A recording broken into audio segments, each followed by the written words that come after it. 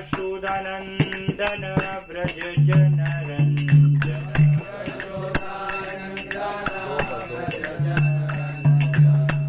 यमुना तीर वनचारी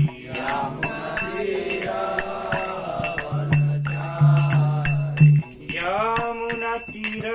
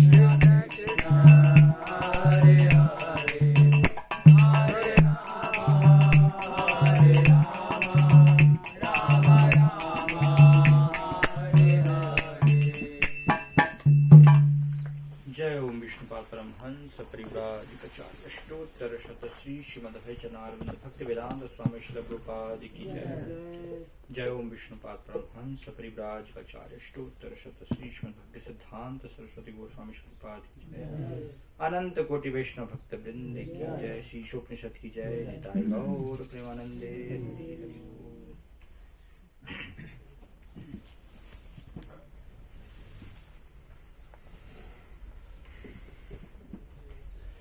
श्लोका मंत्र चार कर लेंगे।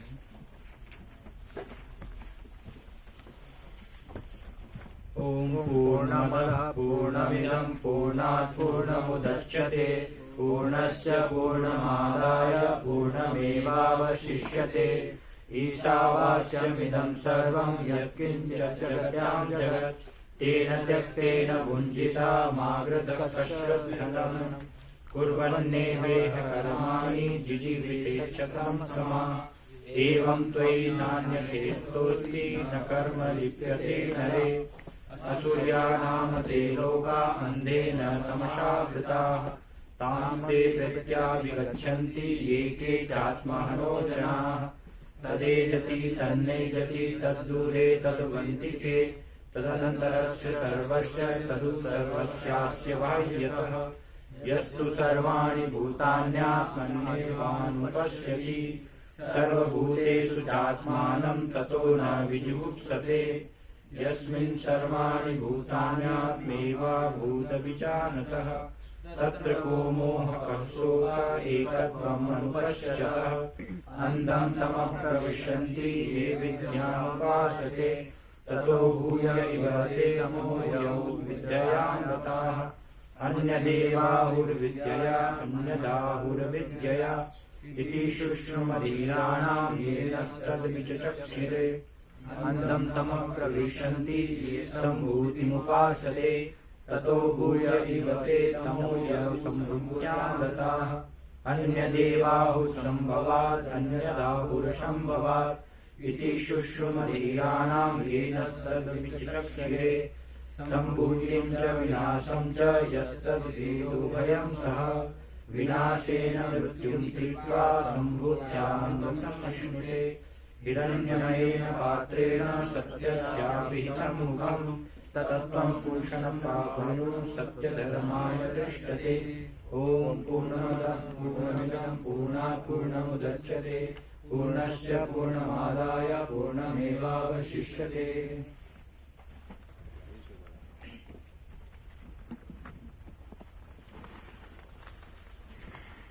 ओम अज्ञानतिमिरान्धस्य ज्ञानञ्जनशलाकचक्षुर्मिलितं येन तस्मै श्रीगुरुवे नमः। श्रीचैतन्यमनोभीष्टं स्थापितमेन भूतले स्वयं रूपकदां येन ददाति सुपदान्तिकं वन्देऽहं श्रीगुरो श्रीयुतपदकमलं श्रीगुरुं वैष्णवांश्च श्रीरूपं साग्रजातं सहगं रघुनाथान्वितं तं सजीवं साद्वैतं सावधूतं परिजनसहितं कृष्णचैतन्यदेवं श्रीराधाकृष्णपादां सहगं ललिता विशाखान्वितांश्च।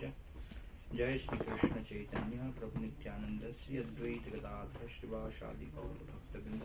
हरे कृष्णा कृष्णा कृष्णा हरे हरे हरे राम राम राम हरे हरे। हरे कृष्णा। श्री ईशोपनिषद मंत्र 10। अन्य देवाहुर्विद्यया अन्य दाहुर्विद्यया इति शुश्रुमधीराणां येनस्तद् विचक्षिरे। मनुष्यों ने बताया है कि ज्ञान के विकास से एक फल प्राप्त होता है, जबकि अज्ञान के विकास से दूसरा ही भिन्न फल प्राप्त होता है। तो कल के 9वें मंत्र में हमने देखा था कि वहां पर वर्णन आ रहा है, जो लोग अविद्या की उपासना में लगे हुए हैं तो उनकी क्या गति होती है? अंधम तम प्रविशन्ति, ये विद्याम उपासते। जो विद्या की उपासना कर रहे हैं ऐसे लोग गहन अंधकार में प्रवेश करते हैं, लेकिन उनसे भी बड़े और ज्यादा गहरे अंधकार में वो लोग प्रवेश करते हैं जो तथाकथित विद्या के उपार्जन में लगे हुए हैं। तो ऐसे व्यक्तियों में हमने अलग अलग प्रकार देखे थे, है ना। कौन कौन प्रकार थे जो विद्या की उपासना में लगे हुए हैं? कर्मी, ज्ञानी, योगी, है ना, और कवि, दार्शनिक, वैज्ञानिक, स्मार्ट ब्राह्मण, कर्मकांडी ब्राह्मण, है ना, ऐसे परोपकारी जो समाज के परोपकार में लगे हुए हैं। तो इस प्रकार की सभी ऐसे श्रेणी के लोग जो है वो जो कि तथाकथित विद्या के नाम पर अविद्या फैला है, तो और ज्यादा गहरे अंधकार में प्रवेश करते हैं। तो इसलिए अभी इस मंत्र में यहाँ पर अब बताया जा रहा है कि विद्या और अविद्या है क्या वास्तव में, है ना। इसके पूर्व में हमने देखा कि जो अविद्या में लगे हैं वो अंधकार में प्रवेश करेंगे, है ना, और जो ज्ञान तथाकथित ज्ञान में लगे हैं वो भी और ज्यादा जाएंगे। तो वास्तव में दोनों में अंतर क्या है, विद्या किसे कहते हैं और अविद्या किसे कहते हैं, तो पहचान भी हमें पता होना चाहिए। तो इसलिए इस 10वें मंत्र में विद्या के बारे में यहाँ पर बताया जा रहा है कि विद्या क्या है और अविद्या क्या है। तो शिलपाद तात्पर्य की शुरुआत ही भगवद गीता के 13वें अध्याय से कर रहे हैं, क्योंकि भगवद गीता के 13वें अध्याय में विद्या के बारे में, ज्ञान के बारे में वर्णन है। तो वेद जो शब्द है ना, जिसका अर्थ है ज्ञान, तो ये संस्कृत की विद धातु से आता है ना। विद धातु से वेद आता है, फिर विद से ही क्या आता है? विद्या, है ना। और विद धातु से ही वीडियो, इंग्लिश में हम देखते हैं ना वीडियो, वो भी विद धातु से आया है। विद जानना, देखना, है ना, वीडियो के माध्यम से भी हम जानकारी प्राप्त करते हैं। तो ऐसे ये सब संस्कृत में विद धातु से आते हैं। तो इसलिए ज्ञान वास्तव में क्या है और अज्ञान क्या है, यहाँ पर भगवद गीता से प्रपात उद्धत कर रहे हैं, है ना। उसको एक एक पॉइंट करके लिख रहे हैं। ऐसे 18 ज्ञान की जो है प्रक्रियाएं हैं, वो सबका इसमें वर्णन करें। जैसा कि भगवद गीता के 13वें अध्याय 13, 8, 12 में उपदेश दिया गया है, मनुष्य को निम्नलिखित विधि से ज्ञान का विकास करना चाहिए। तो क्या है 13 8 12? अमानित्वम, अदम्बित्वम, अहिंसा, शांति, आर्जवम, आचारोपासनम, शौचम, स्थिर मात्र, विनिग्रह, है ना। और आगे फिर बताया गया इंद्रियार्थेषु वैराग्य, मन अहंकार एवं च जन्म मृत्यु जरा व्याधि दुख दोषानुदर्शनम, असक्तिर अनविश्वंग पुत्रदार गृहादिषु नित्यं च समचित्तत्वं निष्ठा निष्ठोपपत्तिषु मयि चानन्य योगेन भक्तिरव्यभिचारिणी विविक्त देश सेवित्वं रतिर्जन संसदि अध्यात्म ज्ञान नित्यत्वं तत्व ज्ञानार्थ दर्शनम एतज ज्ञानमिति प्रोक्तम अज्ञानम यजतो अन्यथा। ये सब ज्ञान है, एतज ज्ञानमिति प्रोक्तम इसे कहा गया। इसके अलावा जो भी है अज्ञानम यजतो अन्यथा। तो भगवान अर्जुन को ज्ञान के पक्ष के बारे में बनकर, अर्थात ये क्या है कि ज्ञान की प्रक्रिया है जिससे कि हम ज्ञान प्राप्त कर सकते हैं। ये ज्ञान के पक्षों का वर्णन हो रहा है। अगर इनको हम अपने जीवन में पालन करेंगे तो इसके द्वारा हमें ज्ञान प्राप्त होगा। कौन सा ज्ञान प्राप्त होगा? भगवत ज्ञान, है ना। वेदेश्च सर्वे रहमे विविध्यो। तो ये प्रक्रिया के द्वारा वेदों के जो चरम लक्ष्य है ना, भगवान को जानना, उसको हम उस ज्ञान को प्राप्त कर पाएंगे जिसको कि वास्तव में पराविद्या कहा गया है ना। तो इसलिए ज्ञान की प्रक्रिया है अलग अलग, जिनको प्रक्रिया कहा गया है। किस प्रक्रिया के द्वारा ज्ञान का विकास किया जाता है। तो पहला क्या है, प्रपाद यहाँ पर लिख रहे हैं, मनुष्य को स्वयं भद्र पुरुष बनकर अन्यों का समुचित सम्मान करना सीखना चाहिए। लेकिन इससे पहले यहाँ पर श्लोक में बना रहा इति शुश्रुम धीरा नाम। तो ये बहुत महत्वपूर्ण शब्द है, शुश्रुम धीरा नाम, है ना। अर्थात मैंने धीर व्यक्तियों से सुना हुआ है ना। तो ज्ञान प्राप्त करने के लिए ये बहुत महत्वपूर्ण है, धीर व्यक्तियों से श्रवण करना, है ना। कोई भी अपना मत नहीं दे सकता है ना। हर चीज जो हमने सुनी है उसी को हमें जानने का प्रयास करना चाहिए, उसी को हमें प्रस्तुत करने का प्रयास करना चाहिए। इसलिए आप देखिए भगवद गीता में पहले अध्याय में अर्जुन अलग अलग तर्क देते हैं युद्ध नहीं लड़ने के, क्योंकि अगर युद्ध होगा तो सब सारे पुरुष मारे जाएंगे, स्त्रियां विधवा हो जाएंगी, है ना। और स्त्रियां विधवा होने से फिर जो कुल परंपराएं हैं पूरी खत्म हो जाएंगी, है ना। तो उससे कुल परंपरा खत्म होने से पिंड क्रिया, है ना, पिंडदान देने की वो प्रक्रिया जो है समाप्त हो जाएगी। तो ऐसे सब अलग अलग कारण देते हैं। लेकिन ये कारण फिर अर्जुन देने के बाद क्या कहते हैं कि ये सब जो है मैंने सुना हुआ है, मैं अपने मन से नहीं बोल रहा हूँ। तर्क कि मेरे ये विचार हैं, ये ऐसा नहीं है ना। ये सब मैंने जो महर्षियों से मनीषियों से सुना हुआ है वो मैं आपको बताऊँ। तो प्रपाद वहां पर लिखते हैं उस तात्पर्य में कि ज्ञान प्राप्त करने की ये प्रक्रिया है कि प्रमाणिक व्यक्तियों से सुनना, श्रवण करना। तो इसलिए यहाँ पर भी ये शब्द आ रहा, सुश्रुम धीरा नाम, धीर व्यक्तियों से मैं सुनना चाहिए। तो धीर व्यक्ति कौन है? भगवान के शुद्ध भक्त, वो धीर व्यक्ति है। इसके अलावा जो भी हैं वो सब अधीर है। इसलिए चेतन चेतांत में क्या कहा गया है, भुक्ति मुक्ति सिद्धि कामी सकली अशांत। सब अशांत है, सब अधीर है, कोई भी प्रशांत नहीं है ना। तो इसलिए उनको अधीर हम कहेंगे। और कृष्ण भक्त निष्काम अतएव शांत।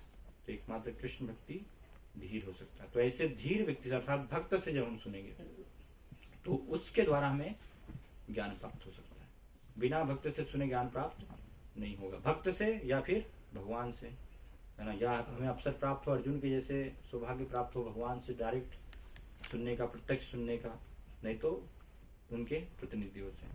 तो प्रपात भूमिका में लिखते हैं भगवद गीता की, है ना, कि भगवान से सीधे सुनना और भगवान के प्रतिनिधियों से सुनना, उसमें कोई भी अंतर नहीं है ना।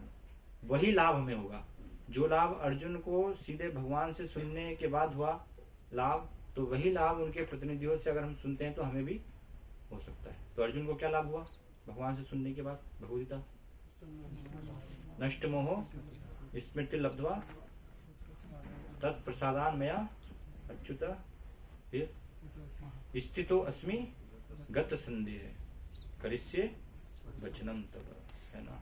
तो ये निष्कर्ष पूरा भगवद गीता का है कि मैं आपके वचन पालन करने के लिए तैयार हूँ। अगर ये किसी व्यक्ति के अंदर हमें दिखाई दे रहा भगवान के आदेश पालन करने के लिए तैयार है, तो अर्थात उसने भगवद गीता को समझ लिया और भगवान के आदेश पालन करने के तैयार नहीं है, तो अर्थात भगवता नहीं समझी। तो इस प्रकार से अर्जुन का जो निष्कर्ष है वो निष्कर्ष होना चाहिए सुनने के बाद। तो कोई अंतर नहीं, अगर भगवान के भक्तों से भी हम सुनते हैं तो उसी को हम प्राप्त कर सकते हैं, उसी निष्कर्ष पर हम पहुंच सकते हैं। इसलिए भगवान 7वें अध्याय में प्रारंभ में ही क्या बताते हैं अर्जुन को, मया सक्त मना पार्थ योगम युञ्जन मदाश्रय असंशयम समग्र माम यथा ज्ञास्यसि तच्छृणु, है ना, कि तुम जो है सुनो, तो उससे क्या होगा, असंशयम, है ना, बिना जो है कोई संशय के, समग्रम, समग्र रूप से तुम इस ज्ञान को प्राप्त कर लोगे, जान लोगे, कोई संशय नहीं रह जाएगा किसी भी प्रकार का, है ना।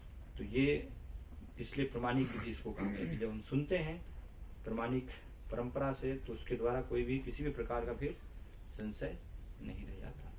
तो इसलिए प्रपाद अंतिम में आप आएंगे, अंतिम पैराग्राफ, तो इसमें धीर व्यक्तियों से सुनने के बारे में यहाँ पर प्रपाद लिखने बता रहे हैं।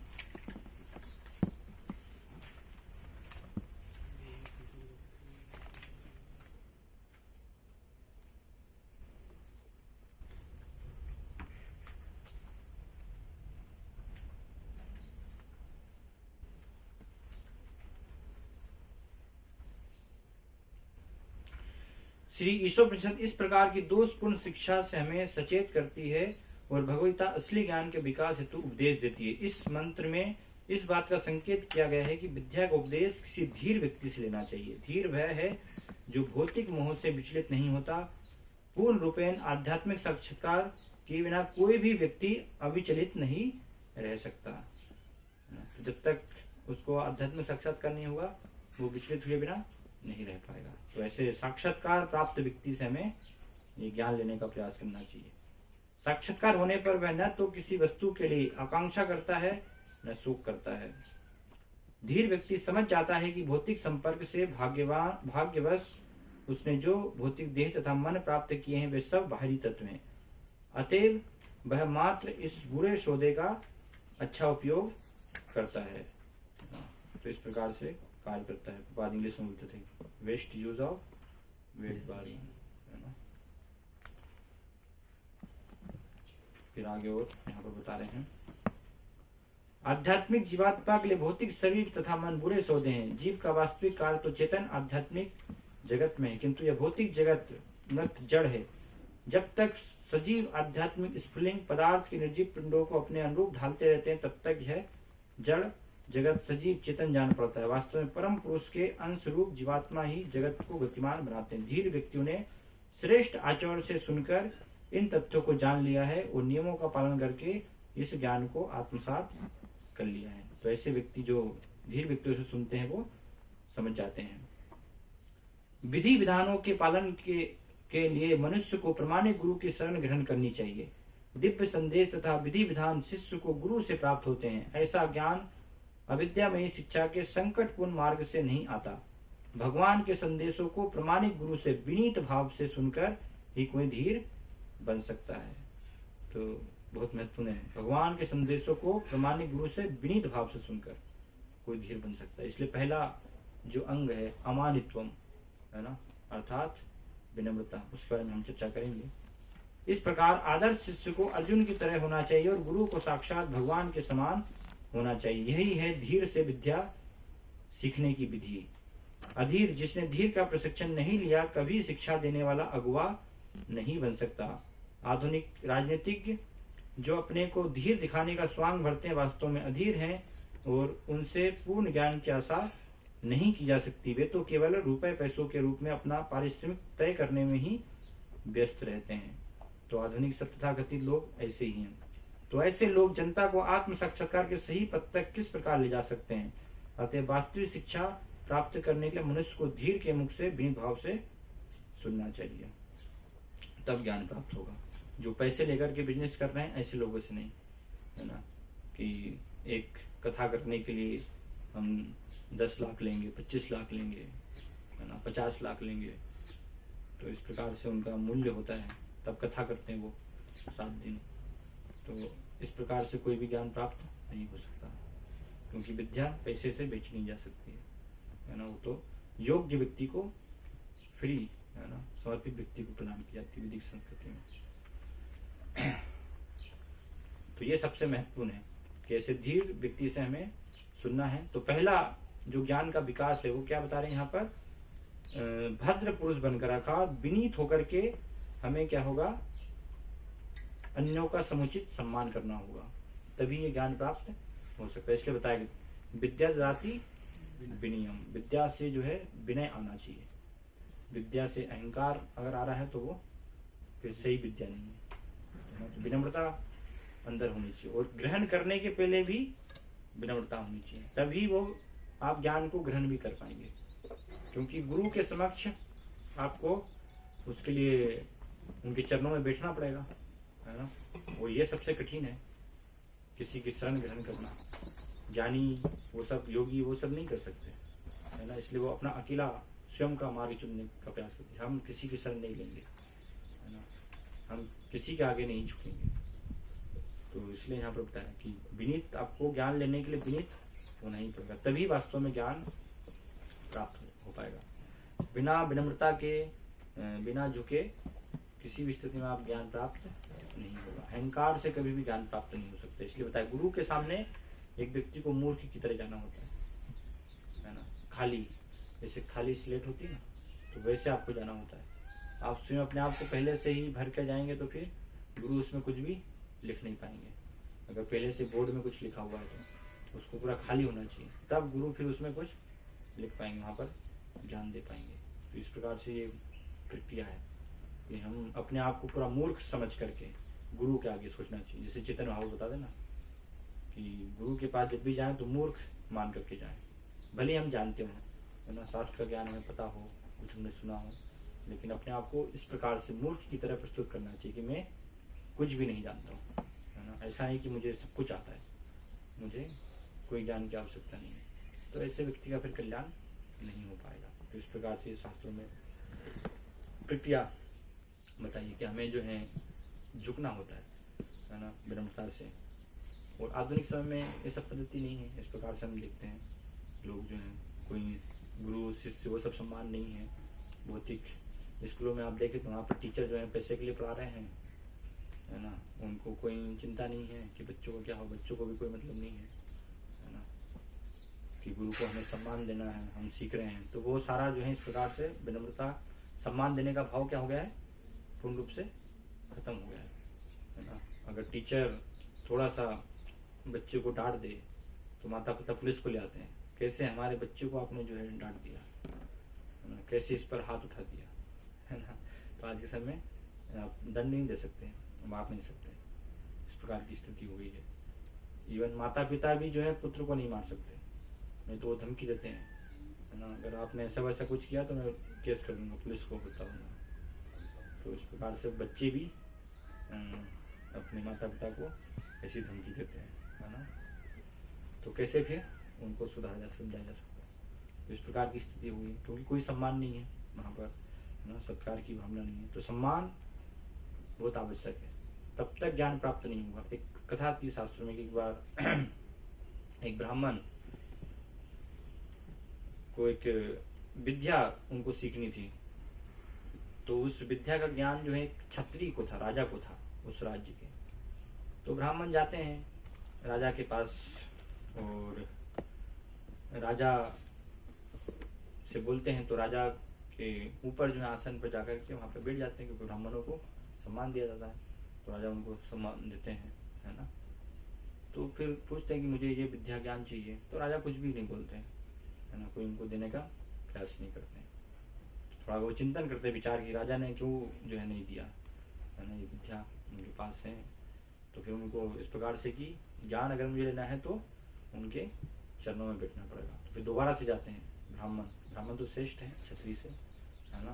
फिर उनके चरणों में विनम्रता से प्रस्तुत होकर के वहां पर जिज्ञासा करते हैं। तो क्षत्रिय फिर जो राजा थे वो भी ऋषि थे, क्योंकि उस समय तो सभी क्षत्रिय भी राजऋषि होते थे, है ना। तो इसलिए वो कहते कि हाँ, अभी आप जो है इस ज्ञान को ग्रहण कर पाएंगे, समझ पाएंगे। तो आप श्रेष्ठ हैं, ब्राह्मण हैं, लेकिन जब ज्ञान देने की बात है तो फिर ज्ञान देने में वो निम्न पद को हमें स्वीकार करना पड़ेगा, उच्च पद सम्मान देना होगा।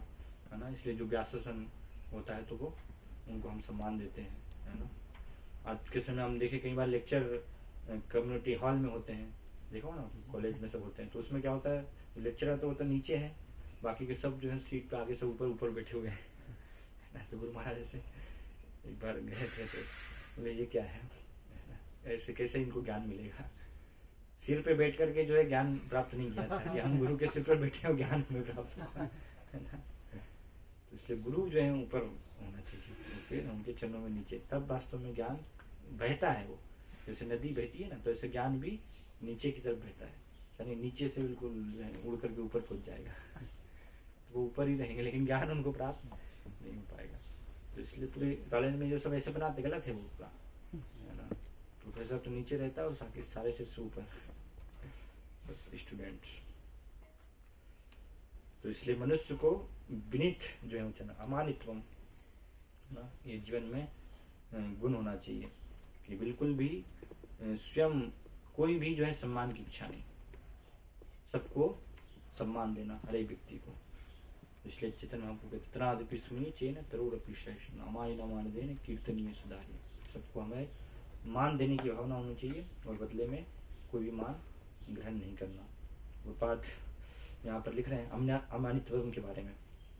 विनम्रता का अर्थ है मनुष्य को अन्यों द्वारा सम्मान पाने के लिए इच्छुक नहीं रहना चाहिए। हम देहात्म बुद्धि के कारण अन्यों से सम्मान पाने के भूखे रहते हैं, लेकिन पूर्ण ज्ञान से युक्त व्यक्ति की दृष्टि में जो यह जानता है कि वह शरीर नहीं है, इस शरीर से संबंध कोई भी वस्तु सम्मान या अपमान व्यर्थ होता है। इस भौतिक छल के पीछे पीछे दौड़ने से कोई लाभ नहीं होता। तो ये सब क्या है, सम्मान व्यर्थ है वास्तव में।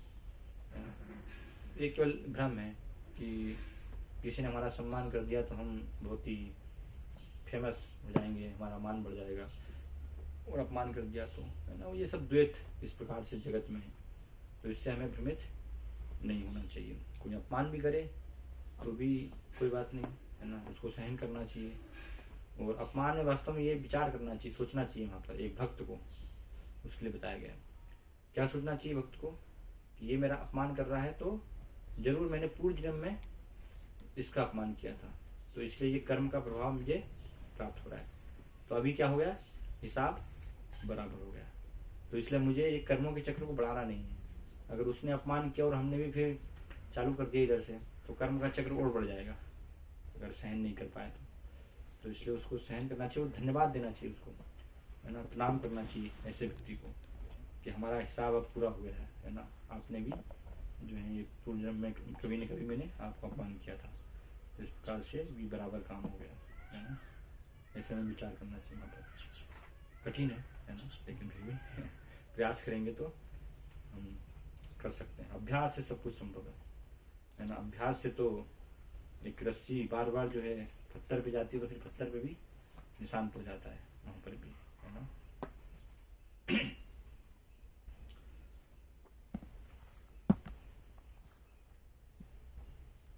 एक जो है कथा आती है कि एक बार बुद्ध एक स्थान से जा रहे थे, है ना। तो कुछ उनको गुंडे, डाकू लोग रास्ते में 4-5 वो सब मिल जाते हैं और देख करके उनको अपमान करने लगते हैं, गाली देने लगते हैं अलग अलग प्रकार से। तो भगवान बुद्ध खड़े हैं, देख रहे हैं, है ना। कोई शांत है बिल्कुल, वो दिए जा रहे हैं, है ना। बोलते रहे सब जो है, तीनों चारों अलग अलग, लेकिन कोई थोड़ा सा भी उनको फर्क नहीं पड़ रहा।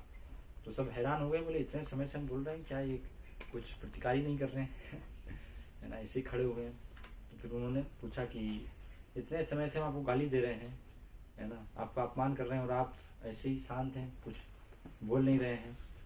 तो फिर भगवान बुद्ध ने बोलना प्रारंभ किया कि देखिए, इससे पहले मैं एक गाँव से आ रहा था, पीछे जो है यहाँ आने से पहले गाँव से मैं होकर के गुजरा। तो बहुत सारे जो है गाँव वाले आए, मेरे सम्मान में आए, है ना, अलग अलग सब वस्त्र लेकर के आए और बहुत सारी माताएं आई, सब ने अलग अलग व्यंजन बना करके लेके आए, पकवान लेकर के आए। तो मैंने उनको जो है ग्रहण नहीं किया, क्योंकि मुझे किसी भी चीज़ की आवश्यकता नहीं थी, मैं सन्यासी हूँ। तो जब मैंने अगर नहीं लिया तो उन सब सामान का, वस्त्रों का क्या हुआ होगा। तो उन्होंने बताया कि आपने नहीं लिया तो फिर वो वापस ले गए होंगे, है ना। तो इसी प्रकार से ये स्थिति कि आप मुझे गाली दे रहे हैं तो मैं अगर लूंगा नहीं तो उनका क्या होगा। ये तो हमारे पास ही वापस जाएगी। वहां पर दंडवत प्रणाम करते हैं चरणों में उनके, है ना, वो फिर उनके शिष्य बन जाते हैं ऐसे। तो ये कथा, तो इसलिए अपमान में हमें उसका प्रतिकार नहीं करना चाहिए, है ना। तो इस प्रकार से विनम्रता का ये गुण बताएगा, हमें अमानित हूँ।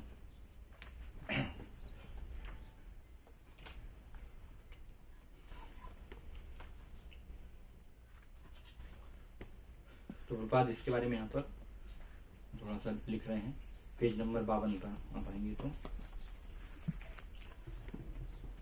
आधुनिक समाज में एक बालक भी अपने आप को आत्मनिर्भर समझता है और अपने गुरुजनों का सम्मान नहीं करता। हमारे विश्वविद्यालयों में त्रुटिपूर्ण शिक्षा प्रदान की जाने से विश्व भर के लड़के गुरुजनों के लिए सिरदर्द बने हुए हैं, है ना। ये स्थिति है, क्योंकि वहां पर कोई सम्मान नहीं है गुरु शिष्य का। इस प्रकार से फिर आगे दूसरा गुण का वर्णन हो रहा है। मनुष्य को केवल नाम तथा यश के लिए कभी धर्मात्मा का स्वांग नहीं करना चाहिए, है ना। नाम और यश के लिए धर्मात्मा का स्वांग नहीं करना चाहिए, अर्थात ये कौन सा गुण है? अमानित्वम अधम्बित्वम, है ना, दम्भ।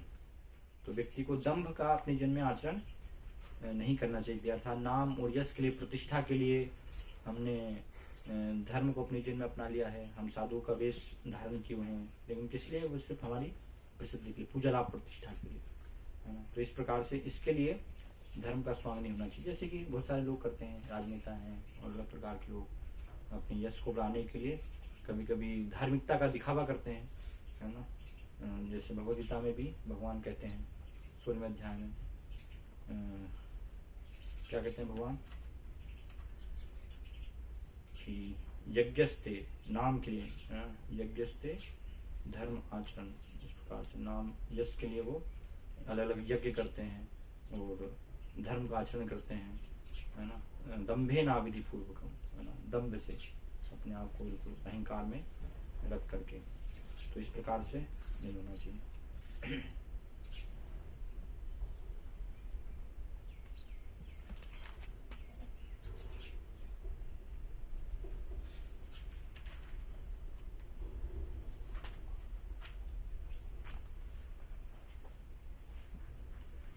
बाद यहाँ पे लिख रहे हैं आगे,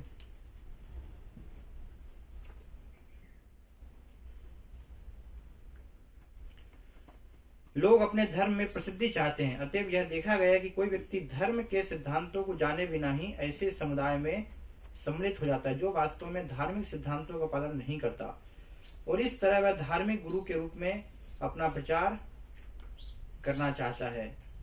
जहां तक आध्यात्मिक ज्ञान में वास्तविक प्रगति की बात है, मनुष्य को चाहिए कि वह अपनी परीक्षा करे कि वह कहां तक उन्नति कर रहा है।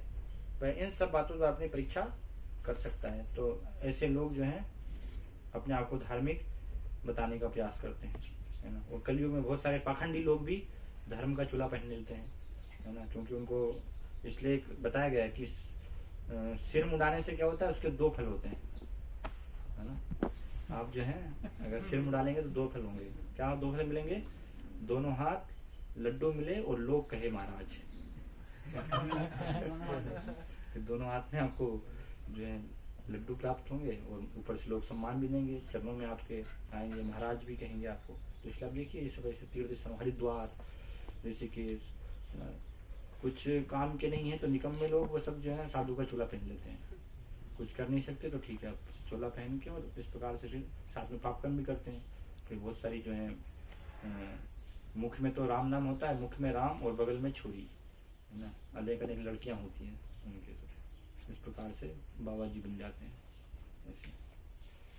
और अगर पकड़ाते नहीं है तो उनका चलता रहता है आराम से, पकड़ा जाते हैं तो फिर थोड़ा सा कुछ लोगों का आ जाता है, जैसे वो था राम रहीम, ऐसे लोग। अमानित्वम अदम्भित्वम, फिर अहिंसा। तो तीसरा गुण है अहिंसा। मनुष्य को अपने शरीर के कार्यों, अपने मन के विचारों या अपने वचनों से कभी दूसरे की परेशानियों का कारण नहीं बनना चाहिए। तो हिंसा का अर्थ सिर्फ ये नहीं होता कि मारपीट करना, लड़ाई झगड़ा करना, हम सोचते हैं केवल वही हिंसा है ना। तो अहिंसा का पालन होना चाहिए। हिंसा क्या होता है, यहाँ पर गोपाल लिख रहे हैं, शरीर के कार्यों से दूसरों को जो है कष्ट पहुंचाना, परेशानियों का करना, मन से है ना, मन हमारे विचारों से, हमारे वचनों से है ना। इसलिए शास्त्र में बताया गया है कि तीर से भी जो है घातक वचन होता है ना। तीर भी शरीर को उतना भेद नहीं पाता जितना कि वचन भेद देते हैं, है ना। तो अगर आप कटु वचन कहेंगे तो वो फिर तीर के घाव से भी बड़ा घाव होता है ना, शास्त्रों में बताया गया है। तो इसलिए बहुत सोच समझ करके हमें वचन बोलना चाहिए। ऐसा नहीं कि किसी को कभी भी कुछ भी हमने बोल दिया, उसका अपमान कर दिया, तो वो व्यक्ति हमेशा याद रखेगा, फिर कभी भी नहीं भूलता है ना। जो भी आपने कहेंगे तो उसको फिर जैसे देखेगा तो याद जाएगा उसको कि इसने इतने साल पहले मुझे ये कहा था, ऐसा कहा था इसने मुझे, है ना। फिर वही वचन उसके जो घूमते, इसने मुझे ऐसा क्यों कहा, है ना, ऐसे वचन क्यों कहे, ठीक से जब भी नहीं कह पाता वो, जब किस में भी वही वचन याद आते हैं उसको, है ना, सारे। तो इसलिए वचन बहुत घातक है, हथियार से भी ज्यादा घातक है, वचनों का प्रभाव होता है। तो इन तीनों प्रकारों से किसी भी प्रकार से हम दूसरे का जो है परेशानियों का कारण नहीं बनना चाहिए, किसी को भी कष्ट नहीं देना चाहिए, है ना। लेकिन दूसरे को अगर कष्ट हो रहा तो उसमें हम क्या कर सकते हैं, है ना। तो उसमें फिर ऐसा नहीं कि भक्त उनको जो है परेशान कर रहा है। जैसे भक्त प्रचार करता है, सत्यवानी भक्त बोलेगा, तो ऐसे बहुत सारे लोग हैं जिनको अच्छा नहीं लगेगा, कड़वा लग सकता है उनको, तो वो उनको जो है कष्ट मान सकते हैं।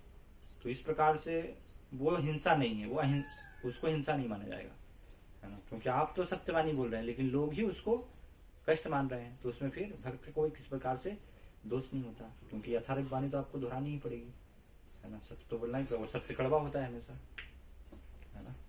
तो इसलिए लोग उसको मान सकते हैं ऐसा कि हमें जो है कष्ट पहुंचा, तो फिर उसमें ऐसे व्यक्ति को कुछ भी नहीं किया जा सकता है, क्योंकि वो उनके कल्याण के लिए है ना, कल्याण की भावना से है, तो इसलिए वहां पर उसको हिंसा नहीं माना जाएगा। अगर उसमें कल्याण निहित नहीं है तो वो फिर हिंसा है। तो इसलिए हिंसा वास्तव में है क्या, तो बात यहाँ पर उसको समझा रहे हैं। अहिंसा का सामान्य अर्थ वध न करना या शरीर को नष्ट न करना लिया जाता है, लेकिन अहिंसा का वास्तविक अर्थ है अन्यों को विपत्ति में न डालना। देहात बुद्धि के कारण सामान्य लोग अज्ञान द्वारा ग्रस्त रहते हैं और निरंतर भौतिक कष्ट भोगते रहते हैं। अतएव जब तक कोई लोगों को आध्यात्मिक ज्ञान की ओर ऊपर नहीं उठाता तब तक वह हिंसा का अभ्यास करता रहता है ना। व्यक्ति को लोगों में वास्तविक ज्ञान वितरित करने का भरसक प्रयास करना चाहिए, जिससे वे प्रबुद्ध हो सके और इस ध्रुवंतन से छूट सके। यही अहिंसा है।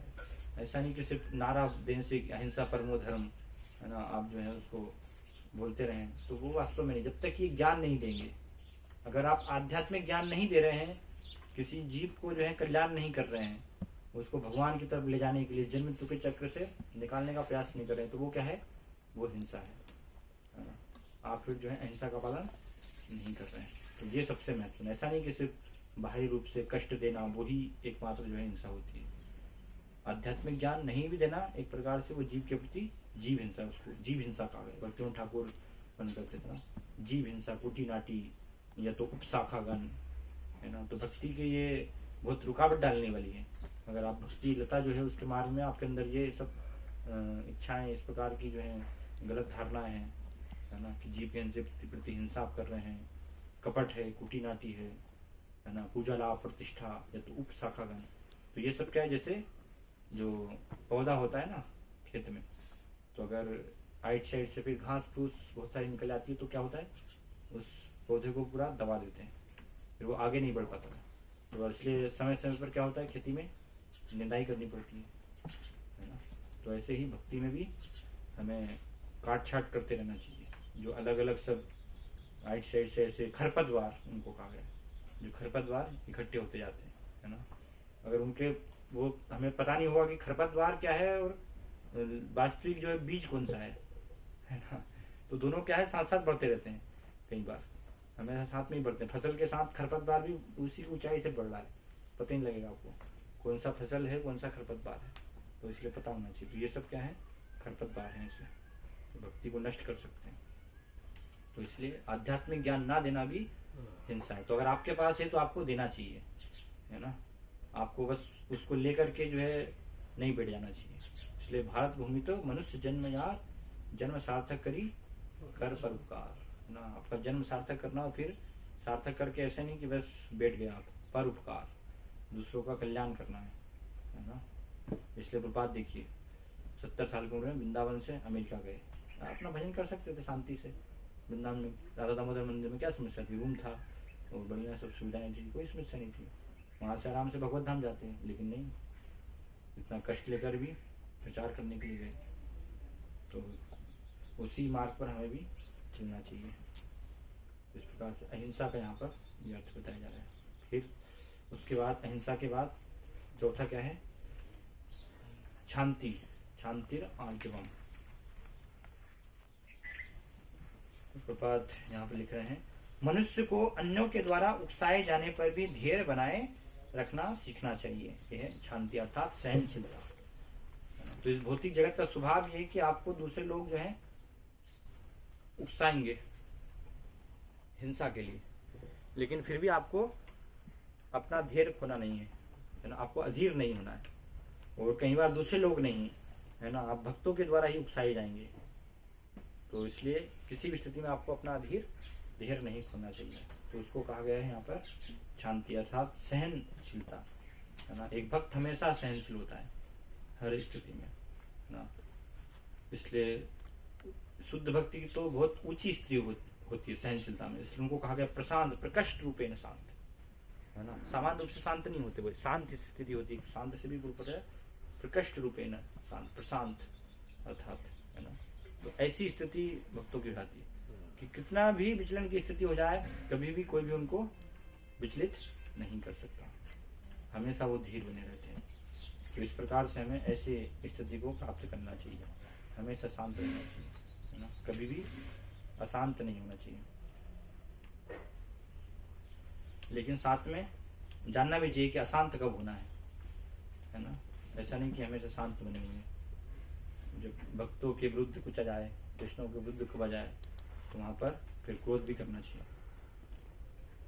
वहां पर अशांत भी हमें होना चाहिए। दोनों विधि का हमें पता होना चाहिए, कब सहन करना है कब सहन नहीं करना है। ऐसा नहीं कि मंदिर में चोर घुस गए, दान पेटी लेके जा रहे हैं और हम तो बस शांत रहना चाहिए, धीर रहना चाहिए, है ना। ये गुण है, नहीं तो भगवत धाम कैसे जान पाएंगे, ज्ञान कैसे प्राप्त कर पाएंगे। तो इसलिए ले जाइए, कोई बात नहीं है, ठीक है ना। आप जो है लेकिन नहीं, वहाँ पर देखिए मायापुर में जब वो डाकू घुसे तो फिर भक्ति राघव महाराज, है ना, वो उन्होंने लड़े भले तो उसमें पैर उनका जो है सब वहाँ पर, है ना, और गोलीबारी भी हुई, लेकिन फिर भी रक्षा करने का जितना हो सकता है वो एक भक्त को प्रयास करना चाहिए, है ना। तो ऐसी स्थिति हो सकती है इस भौतिक जगत में कभी भी।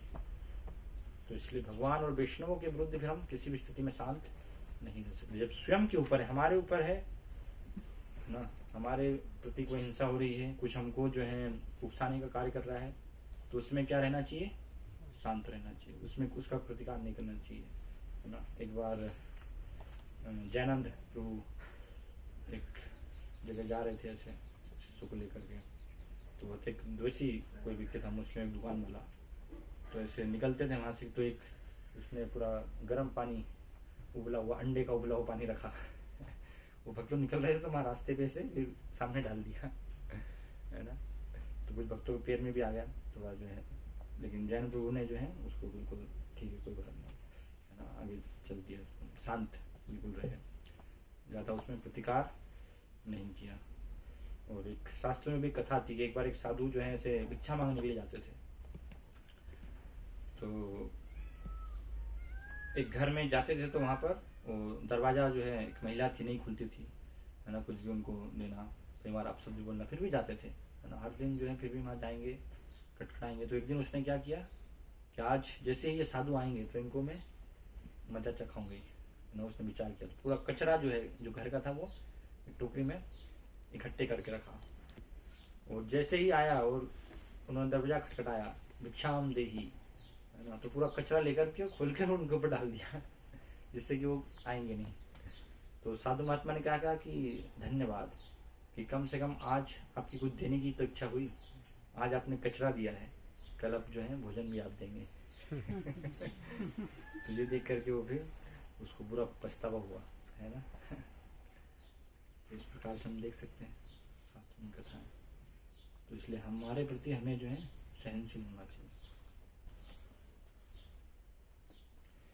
भगवान यहाँ पर लिख रहे हैं, शांति सहिष्णुता का अर्थ है मनुष्य अन्यों द्वारा किए गए अपमान तथा तिरस्कार को सहे, जो आध्यात्मिक ज्ञान की उन्नति करने में लगा रहता है। तो इसलिए भरत महाराज का बहुत सुंदर इसमें उदाहरण है। भरत महाराज ने देखिए आप मान अपमान सुख दुख सब कुछ उन्होंने सहन किया, है ना।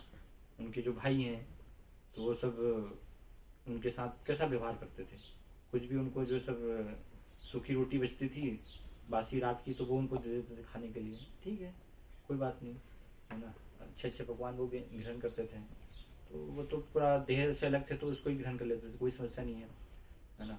फिर उन्होंने सोचा कि ये तो ऐसे मूक है, पागल व्यक्ति है, तो मूक गूंगा बहरे की तरह है, क्योंकि भरत महाराज अपने आप को उस प्रकार से वो व्यवहार कर रहे थे, है ना।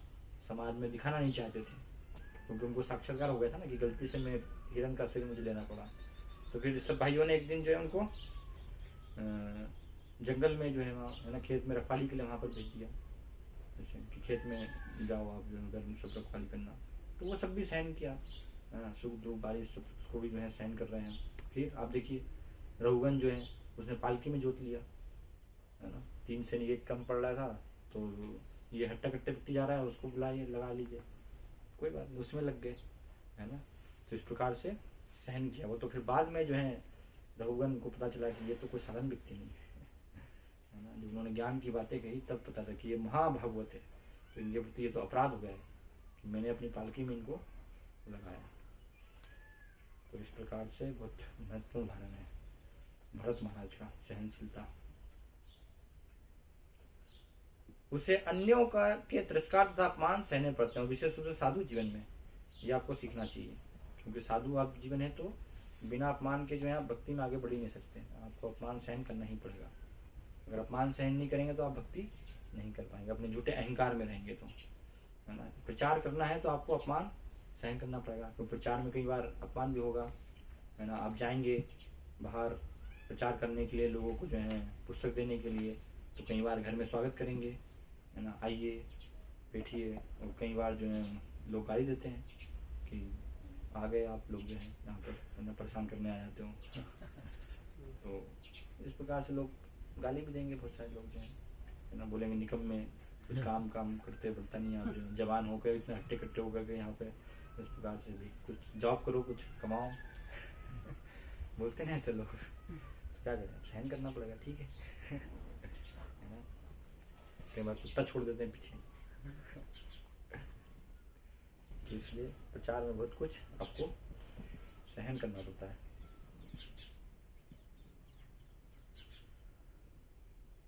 ऐसा इसलिए होता है क्योंकि यह भौतिक जगत का स्वभाव है। तो भौतिक जगत का स्वभाव ही ये है ना। आप यहाँ पर हैं तो इस प्रकार से आपके ना चाहते हुए भी लोग आपका अपमान और तिरस्कार करेंगे।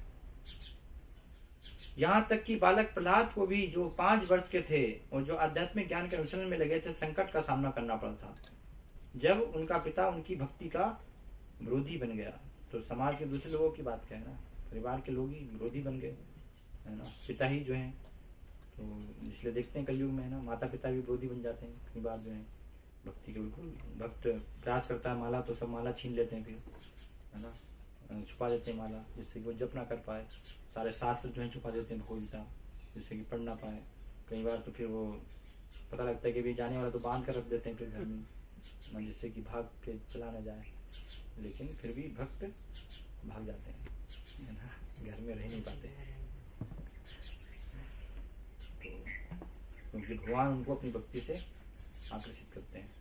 तो चेतन महाप्रभु के पागल को फिर कोई रोक नहीं सकता, कोई हथियार जंजीर ना जंजीर कुछ भी जो है उनको नहीं रोक सकता। जिस पर चेतन महाप्रभु का कृपा कटाक्ष हो गया एक बार, तो सारे जो है वो बंधन तोड़ करके फिर निकल जाते हैं।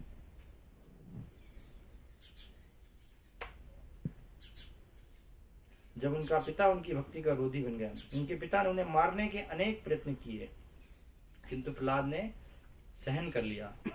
अतएव आध्यात्मिक ज्ञान की उन्नति करते हुए अनेक अवरोध आ सकते हैं, लेकिन हमें सहिष्णु बनकर संकल्प पूर्वक प्रगति करते रहना चाहिए।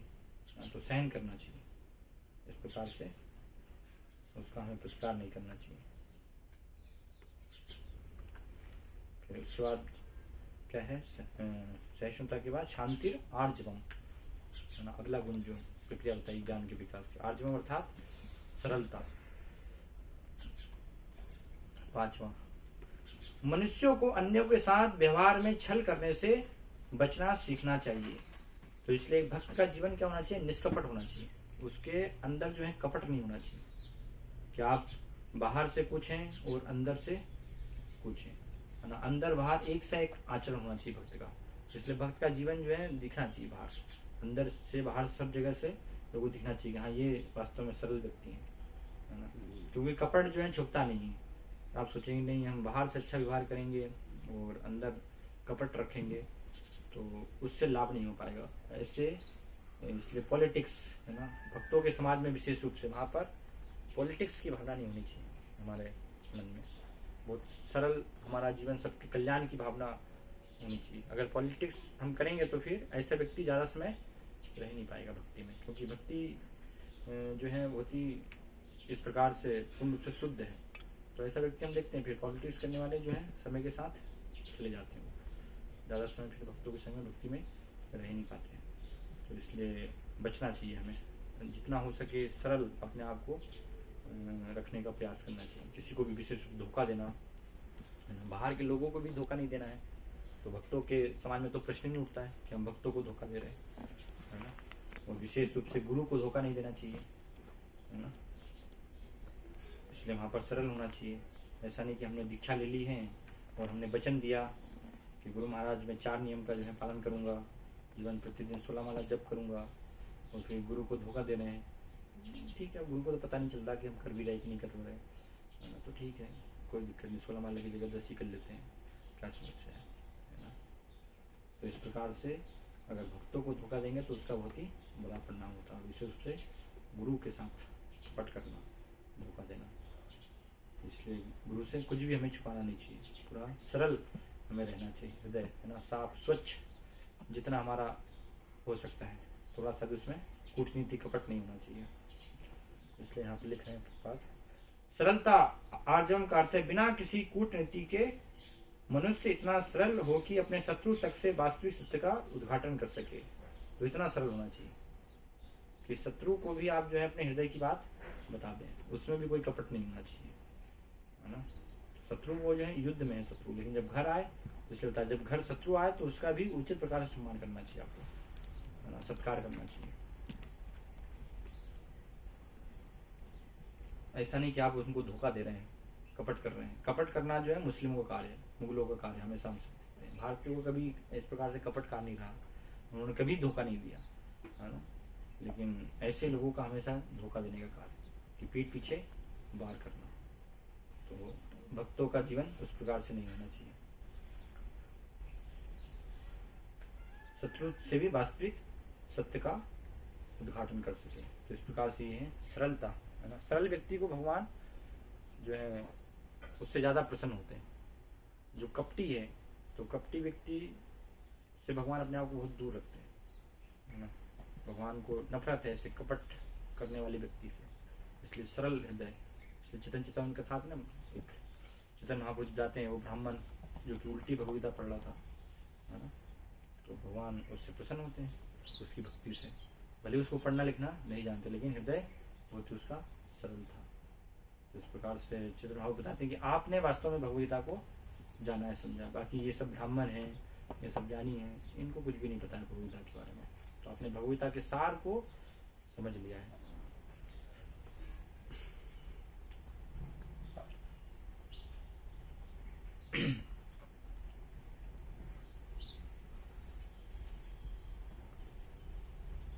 फिर छठवां है अगला गुण, मनुष्य को ऐसा प्रमाणिक गुरु खोजना चाहिए जो उसे क्रमशः आध्यात्मिक साक्षात्कार की अवस्था तक ले जा सके। उसे ऐसे गुरु का शरणागत बनकर उनकी सेवा करनी चाहिए और यथा आवश्यक प्रश्न पूछने चाहिए। छठवां क्या है? आचार्योपासनम। आचार्योपासनम अर्थात गुरु की सेवा, प्रामाणिक गुरु की हमें खोज करना और उनसे ज्ञान, उनके शरणागत होकर के उनकी सेवा करने का प्रयास करना, इस प्रकार से जान लेना। तो यहाँ पर प्रपात लिख रहे हैं आचार्योपासनम के बारे में। जहां तक गुरु बनाने का प्रश्न है, आचार्योपासनम आध्यात्मिक ज्ञान में प्रगति करने के लिए यह अत्यावश्यक है, क्योंकि बिना प्रामाणिक गुरु के यह संभव नहीं है। इसलिए भगवान भगवगीता में वर्णन करते हैं 4:34 में, है ना, कि मेरे प्रतिनिधि के शरण में जाओ, तद्बुद्धि प्रणिपाते न परिप्रश्नेन सेव्यताम्, उपदक्षन्ति ते ज्ञानं ज्ञानिनस् तत्त्वदर्शिनः। मनुष्य को चाहिए कि विनम्रता पूर्वक गुरु के पास जाए और उससे अपनी समस्त सेवाएं अर्पित करें, है ना। इसलिए एक शिष्य और ब्रह्मचारी का जीवन पूरे गुरु को समर्पित होना चाहिए। ब्रह्मचारी की परिभाषा ही है, ब्रह्मचारी गुरुकुले प्रसन्न दान तो गुरु हितम, आचरण दासवन निचो गुरु सुदृढ़ सोहृदम, कि गुरु के हित के लिए हमें जो है उनके आश्रम में वास करना चाहिए। तो हम सब गुरु के हित के लिए यहाँ पर, अपने स्वार्थ के लिए नहीं है, जिससे कि गुरु प्रसन्न हो, पूरा उस प्रकार से हमें प्रयास करना चाहिए। गुरु जब प्रसन्न होंगे तो फिर उससे भगवान भी प्रसन्न हो जाएंगे, सब कुछ ज्ञान अपने आप मिल जाएगा गुरु की प्रसन्नता से, है ना। अगर आप जो है पढ़ना लिखना नहीं भी जानते तो भी आध्यात्मिक ज्ञान आपके हृदय में प्रकाशित हो जाएगा, गुरु की कृपा से वो संभव है, अगर आप गुरु को अपनी सेवा से प्रसन्न कर लेंगे तो। इसलिए बता रहे हैं यस्य देवा देवे यथा गुरु तथा तस्य ते करते ही हरता प्रकाशनते महात्मना, है ना। उनके हृदय में सारा ज्ञान सब कुछ जो है प्रकाशित हो जाता है गुरु की कृपा से। तो उदाहरण भी देते हैं शास्त्रों में, जो ऐसे गुरु भक्त सब शिष्य रहे हैं, तो किस प्रकार से गुरु कृपा से उनको आध्यात्मिक जीवन का लाभ मिला। शास्त्रों में शिक्षा आती है ना, कौन है गुरु भक्त विशेष, महाभारत में हम लिखते हैं आरुणि, है ना, महाभारत में वर्णन आता है आरुणि का, सुना, उद्दालक आरुणि, है ना, ये गुरु भक्त कि गुरु ने उनको आदेश दिया कि आप जाइए खेत की मेड़ पर जो है ना, पानी वहाँ पर तो नहीं निकल रहा है, तो पानी को रोकिए। तो जब नहीं रुका तो फिर स्वयं ही जो है सो गए मेड़ पर, है ना। तो इस प्रकार से गुरु ने फिर देखा कि शाम हो गई अभी तक तो आई नहीं, तो पूछा कि कहाँ है, तो उसने बताया आपने ही तो उन्हें वहाँ भेजा था, गुरु भी गए सब, है ना। तो देखा कि वो तो खुद जो है सोए हुए हैं, पानी रोक रहे हैं। इस प्रकार से काफी गुरु उनसे जो है प्रसन्न हुए। तो ऐसे बहुत सारे सब उदाहरण हैं गुरु भक्ति के, महाभारत में हम लिखते हैं अलग। तो इस प्रकार से हमें गुरु के हित के लिए कार्य करना चाहिए, हमेशा उनकी सेवा करने का प्रयास करना चाहिए। सेवा से जो है गुरु हमेशा प्रसन्न होंगे। सेवा नहीं करेंगे आप जो है, उल्टे गुरु को उपदेश देंगे तो फिर गुरु नाराज हो जाएंगे। जैसे चेतन चेतावनी में आता है ना, क्या है वो देता है रामचंद्रपुरी और ईश्वरपुरी, है ना। जब अंतिम समय माध्यमपुरी उनकी जो है पूरी अवस्था थी इस प्रकार से, तो वो भगवान के लिए विलाप कर रहे हैं, है ना, कि कृष्ण मैं आपको जो है प्राप्त नहीं कर सका, इतना भागा हूँ, मैं ठीक से भक्ति नहीं कर पाया हूँ, है ना, कृपा मेरी कृपा करें। तो ये विनम्रता से भक्त करते हैं। तो रामचंद्रपुरी जाता है उपदेश और क्या करता है, कहाँ आप जो है सब भगवान के इस प्रकार से भक्ति और वो सब में लगे हैं, आप तो ज्ञानी हैं, बिल्कुल निराकार में अपना ध्यान लगाइए। तो गुरु नाराज होते हैं बोले, तो उसको पूरा निष्कासित है ना, फिर बाद में बहुत अपराध भी करता है इस व्यक्ति। लेकिन ईश्वर पूरी जो है तो वो पूरी सेवा करते हैं उनकी, है ना, उनका मल मूत्र साफ करते हैं अंतिम अवस्था में ऐसी स्थिति में। तो सब कुछ स्वयं चेतन महाप्रभु फिर उनकी कृपा से उनके शिष्य बनते हैं। भगवान साक्षात जो है फिर ईश्वरपुरी के शिष्य बन रहे हैं, हम देख रहे हैं, ऐसा लाभ प्राप्त होता है हमको। तो इस प्रकार से बहुत महत्व है शास्त्रों में वर्णन है गुरु की सेवा का। अपनी सेवाएं अर्पित करे जिससे वह शिष्य को अपना आशीर्वाद दे सके। चूंकि प्रमाणिक गुरु कृष्ण का प्रतिनिधि होता है, अतएव यदि वह शिष्य को आशीर्वाद देता है तो शिष्य तुरंत ही प्रगति करने लगता है। इसलिए बिना गुरु के कुछ भी संभव नहीं है, प्रगति, है ना, संभव हो ही नहीं सकता है। गुरु की कृपा से ही भगवान की कृपा प्राप्त होगी। उनके आदेशों को हम लांग जाएंगे तो फिर पूरा जीवन हमारा व्यर्थ हो जाएगा। इसलिए चेतन चेतन बताएगा, आचार्य मत यही सही मत सार, तार आज्ञा लांग ही चले सही तो असार। जो उनकी आज्ञा को लांग करके कार्य करता है वो व्यक्ति असार हो जाता है, पूरा जीवन उसका व्यर्थ हो जाता है। बाहरी रूप से दिखाई देगी प्रगति की, हाँ वो अकेले भी देखो मंदिर बना रहा है ना, मंदिर तो ऋत्विक वाले भी बना रहे हैं, लेकिन प्रभुपाद के आदेश नहीं है तो वो भगवत धाम जा पाएंगे क्या, है ना। बाहरी रूप से वो कितना ही भौतिक में प्रगति कर सकते हैं, धन धान्य प्राप्त सब कुछ हो सकता है, लेकिन कृष्ण की कृपा प्राप्त नहीं होगी जब तक कि आप प्रमाणिक गुरु के आदेशों को पालन नहीं करते, उनकी शरण में नहीं, है ना। और शिष्य भी बन सकते हैं, आपके अनुयायी भी बन सकते हैं, सब बन सकते हैं। अनुयायी तो ढोंगी के भी बन जाते हैं, लाखों लाखों, है ना। आश्रम के भी अनुयायी थे, तो उन अनुयायियों का क्या काम है ऐसे, है ना। तो इस प्रकार से बहुत इसका गहरा अर्थ है गुरु, इसलिए बताएं गुरु के वचनों को हमारा हृदय संगम करने का प्रयास करना चाहिए। चूंकि प्रमाणिक गुरु कृष्ण का प्रतिनिधित्व होता है, भले ही वह विधि विधान का पालन न करता रहा हो, अथवा जो बिना किसी स्वार्थ के अपने गुरु की सेवा करता है, उसके लिए सारे यम नियम सरल बन जाते हैं। तो इस प्रकार से बताया गया है यहाँ पर गुरु की सेवा। आचार्य उपासना ये सबसे महत्वपूर्ण अंग है भक्ति में, एक आचार्य उपासना का। फिर अगला है आचार्य उपासना के बाद सोचम, 7वां। आत्म साक्षात्कार के पद तक पहुंचने के लिए मनुष्य को प्रमाणिक शास्त्रों द्वारा निर्दिष्ट विधि विधानों का पालन करना चाहिए, तो जिससे कि शुद्धिकरण हो सके हमारा, है ना। तो इसलिए सोचम, आध्यात्मिक जीवन में प्रगति करने के लिए पवित्रता, सोचम अनिवार्य है। पवित्रता 2 प्रकार की होती है, आंतरिक तथा बाह्य। बाह्य पवित्रता का अर्थ है स्नान करना, लेकिन आंतरिक पवित्रता के लिए निरंतर कृष्ण का चिंतन तथा हरे कृष्ण मंत्र का कीर्तन करना होता है। इस विधि से मन में से पूर्व कर्म की संचित धूल हट जाती है। तो ये 2 प्रकार से हम सोचम कर सकते हैं। प्रतिदिन सुपाल बोलते हैं ना, ब्राह्मण का कार्य 3 दफे स्नान, 3 बार हमें स्नान करना चाहिए, सुबह दोपहर शाम। और फिर आंतरिक रूप से हरे कृष्ण मंत्र का जप, भगवान का नाम का कीर्तन। तो इसलिए देखिए बाहरी रूप से और आंतरिक रूप से दोनों प्रकार से हम स्वच्छ रखने का प्रयास करते हैं अपने शरीर को पूरा, है ना। जल के द्वारा स्वच्छ करते हैं बाहरी रूप से, फिर तिलक लगाते हैं हम, भगवान विष्णु के नाम का उच्चारण करते हैं जिससे कि थोड़ा उससे शरीर शुद्ध बने इस प्रकार से। और मन को भी शुद्ध करने के लिए हरे कृष्ण मंत्र जपते हैं प्रतिदिन। तो अंदर बाहर दोनों से हमारा शुद्धिकरण होता है, पवित्रता। और साथ में जो स्थूल रूप से नियम वो भी सब हमें पवित्रता के पालन करना चाहिए। पाप कर्म किसी प्रकार से नहीं करना चाहिए, उनसे अपने आप को अलग रखना चाहिए। 4 प्रकार के जो महापाप बताए गए वो, है ना। तो ये बहुत महत्वपूर्ण है। और फिर बहुत सारे ऐसे छोटे छोटे पवित्रता के नियम हैं, वो भी जानना चाहिए भक्तों को, विष्णु को साथ में। तो भक्ति के द्वारा ये सब ज्ञान फिर प्राप्त हो जाएगा, सारे अच्छे गुण आते हैं, है ना। इसलिए भागवतम में क्या बताया गया, यशास्ति भक्तिर भगवती अकिंचना सर्वे गुणे शस्त्र समास्ते, हराव भक्त सुतो महत्वना मने रथे नास्तो धावतो गई। कि जो भगवान के भक्त नहीं है उनमें कोई भी गुण नहीं होते हैं, वो केवल अपने मन के रथ पर सवार होकर के दौड़ते रहते हैं, भागते रहते हैं।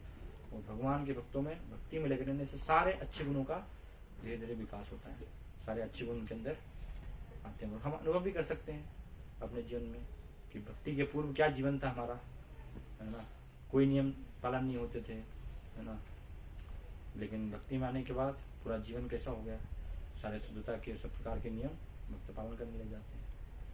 तो अच्छे गुण विकसित हो रहे हैं ना। भक्ति के पूर्व हम देख सकते हैं कुछ भी सहनशीलता नहीं होती, है ना। कोई कुछ बोल देता तुरंत जो है बिल्कुल युद्ध लेकिन ये सब अच्छे गुण, सहनशीलता, सारे सब यहाँ पे विनम्रता सब आते हैं ना। भक्ति करने से धीरे धीरे विकास उनका होता जाता है।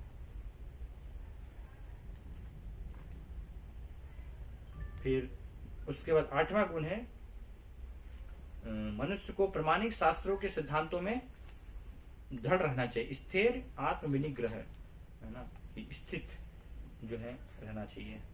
तो ये बताया गया है। दृढ़ता, स्थैर्यम का अर्थ है आध्यात्मिक जीवन में उन्नति करने के लिए मनुष्य दृढ़ संकल्प हो। ऐसे संकल्प के बिना मनुष्य ठोस प्रगति नहीं कर सकता, है ना।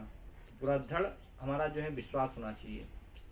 श्रद्धा शब्द विश्वास कहे सुदृढ़ निश्चय, कृष्ण भक्ति कहले सर्व कर्म कृत होए, कि एकमात्र कृष्ण भक्ति ही जीवन का लक्ष्य है। ये करने से ही मेरा वास्तव में कल्याण हो, इसके अलावा मुझे और कुछ करने की आवश्यकता नहीं। तो ये इतना हमारा जो है दृढ़ संकल्प होना चाहिए। इसको कहा गया स्थैर्यम, अर्थात दृढ़ता की कुछ भी हो जाए, है ना, हजारों हजारों जीवन मैंने माया को दिए हैं, है ना, आहार निंद्रा भय मिथुन में बिताए हैं, लेकिन बस एक जीवन भगवान ये आपकी सेवा में लगाऊंगा पूरा जीवन, है ना। तो ये दृढ़ता होनी चाहिए, मुझे गुरु की कृपा से ये ज्ञान प्राप्त हुआ, तो ये जीवन पूरा जो है अब आपके लिए है ना। ये जीवन में आपको दे करके देखूंगा, माया के लिए तो कई जीवन मैंने ऐसे बिता दिए। तो दृढ़ता इस प्रकार से हमें होनी चाहिए, कुछ भी हो जाए भक्ति हम छोड़ेंगे नहीं, है ना। भक्तों का संग किसी भी स्थिति में हम नहीं छोड़ेंगे, हमेशा भक्ति में भक्तों के संग में ही रहेंगे। फिर क्या है, आत्म विनिग्रह है ना, अर्थात आत्म संयम।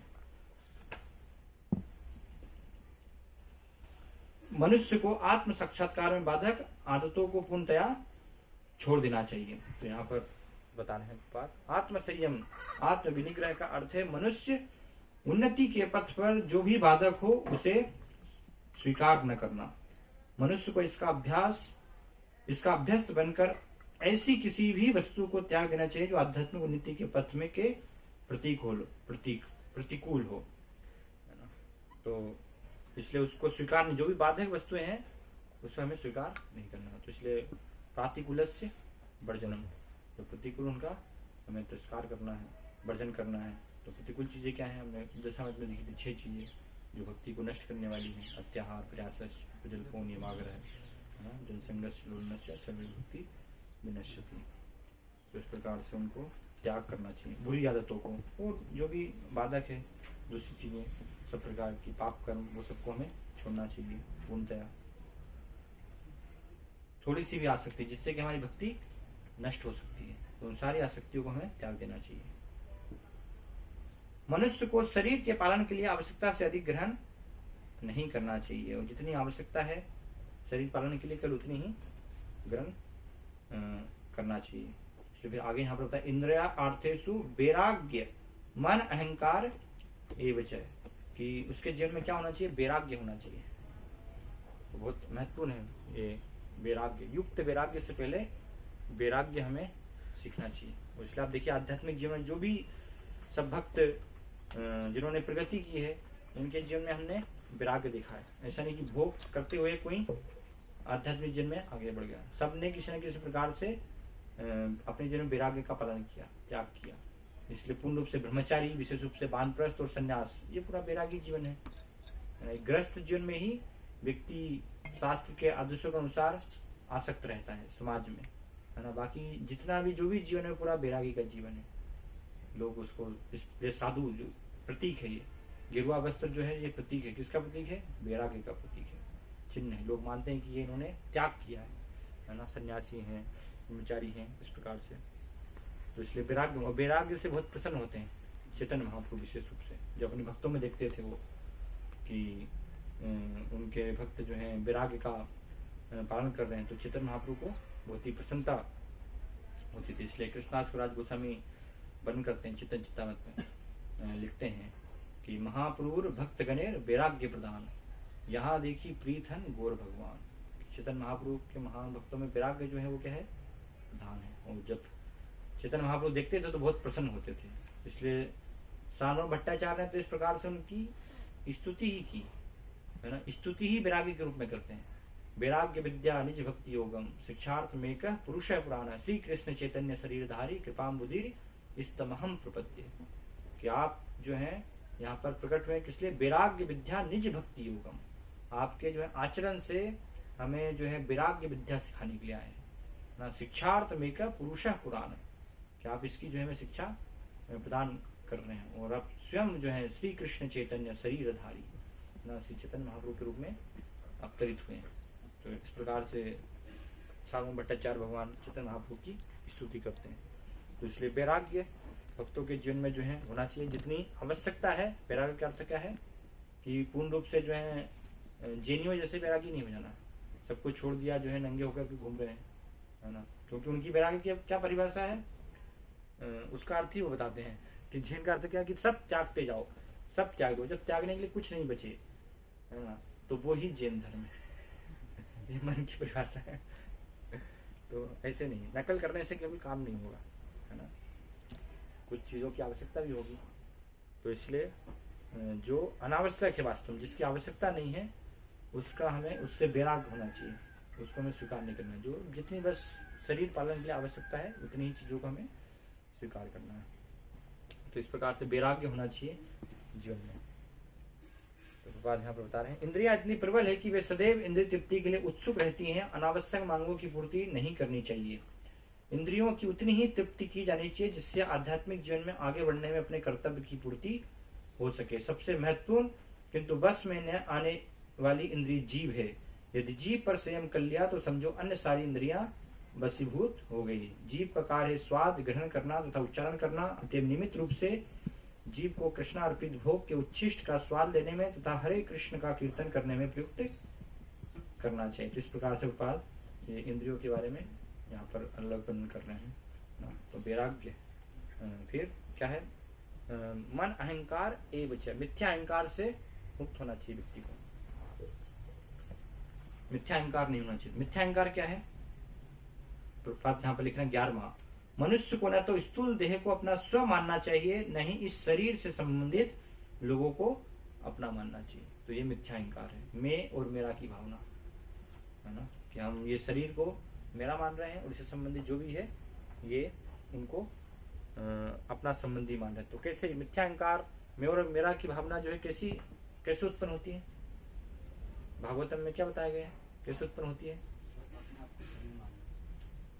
वही तो है, लेकिन कैसे उत्पन्न होती है, काम से। क्या भागवतम में क्या बताया गया, भगवान इस शब्द बता देना, कुंसाम स्त्रिया मिथुनी भाव मेतम तयोर मिथो हृदय ग्रंथि महो अतः ग्रह क्षेत्र सुताप्त वित्तेर जनस्य मोहोयम अहम ममेति, है ना। स्त्री पुरुष संग से जो है, जब एक पुरुष स्त्री से आकर्षित होती है, एक स्त्री पुरुष से, तो उन दोनों के आकर्षण से ये मोह का जन्म होता है। व्यक्ति इस जन्म में मैं और मेरा की भावना से बंध जाता है। तो क्या लिख रहे हैं, मिथ्या अहंकार का अर्थ है इस शरीर को आत्मा मानना। जब कोई यह जान जाता है कि वह शरीर नहीं है वो अपितु आत्मा है, तो वह वास्तविक अहंकार को प्राप्त होता है। अहंकार तो रहता ही है, मिथ्या अहंकार की भर्त्सना की जाती है, वास्तविक अहंकार की नहीं। तो अहंकार को पूर्ण रूप से नष्ट नहीं किया सकता है ना, लेकिन मिथ्या अहंकार को हमें वास्तविक अहंकार में बदलना है। तो वास्तविक अहंकार क्या है, किसे कहा गया वास्तविक अहंकार, यस, तो ये वास्तविक अहंकार है ना, कि मैं भगवान आपका सेवक हूँ मतलब एग्जिस्टेंट हमारा वो दिखा रहा ना, तो इसमें वो अहम भाव तो वहां पर रहेगा ही, लेकिन ये वास्तविक अहंकार है कि मैं भगवान आपका नित्य सेवक हूँ।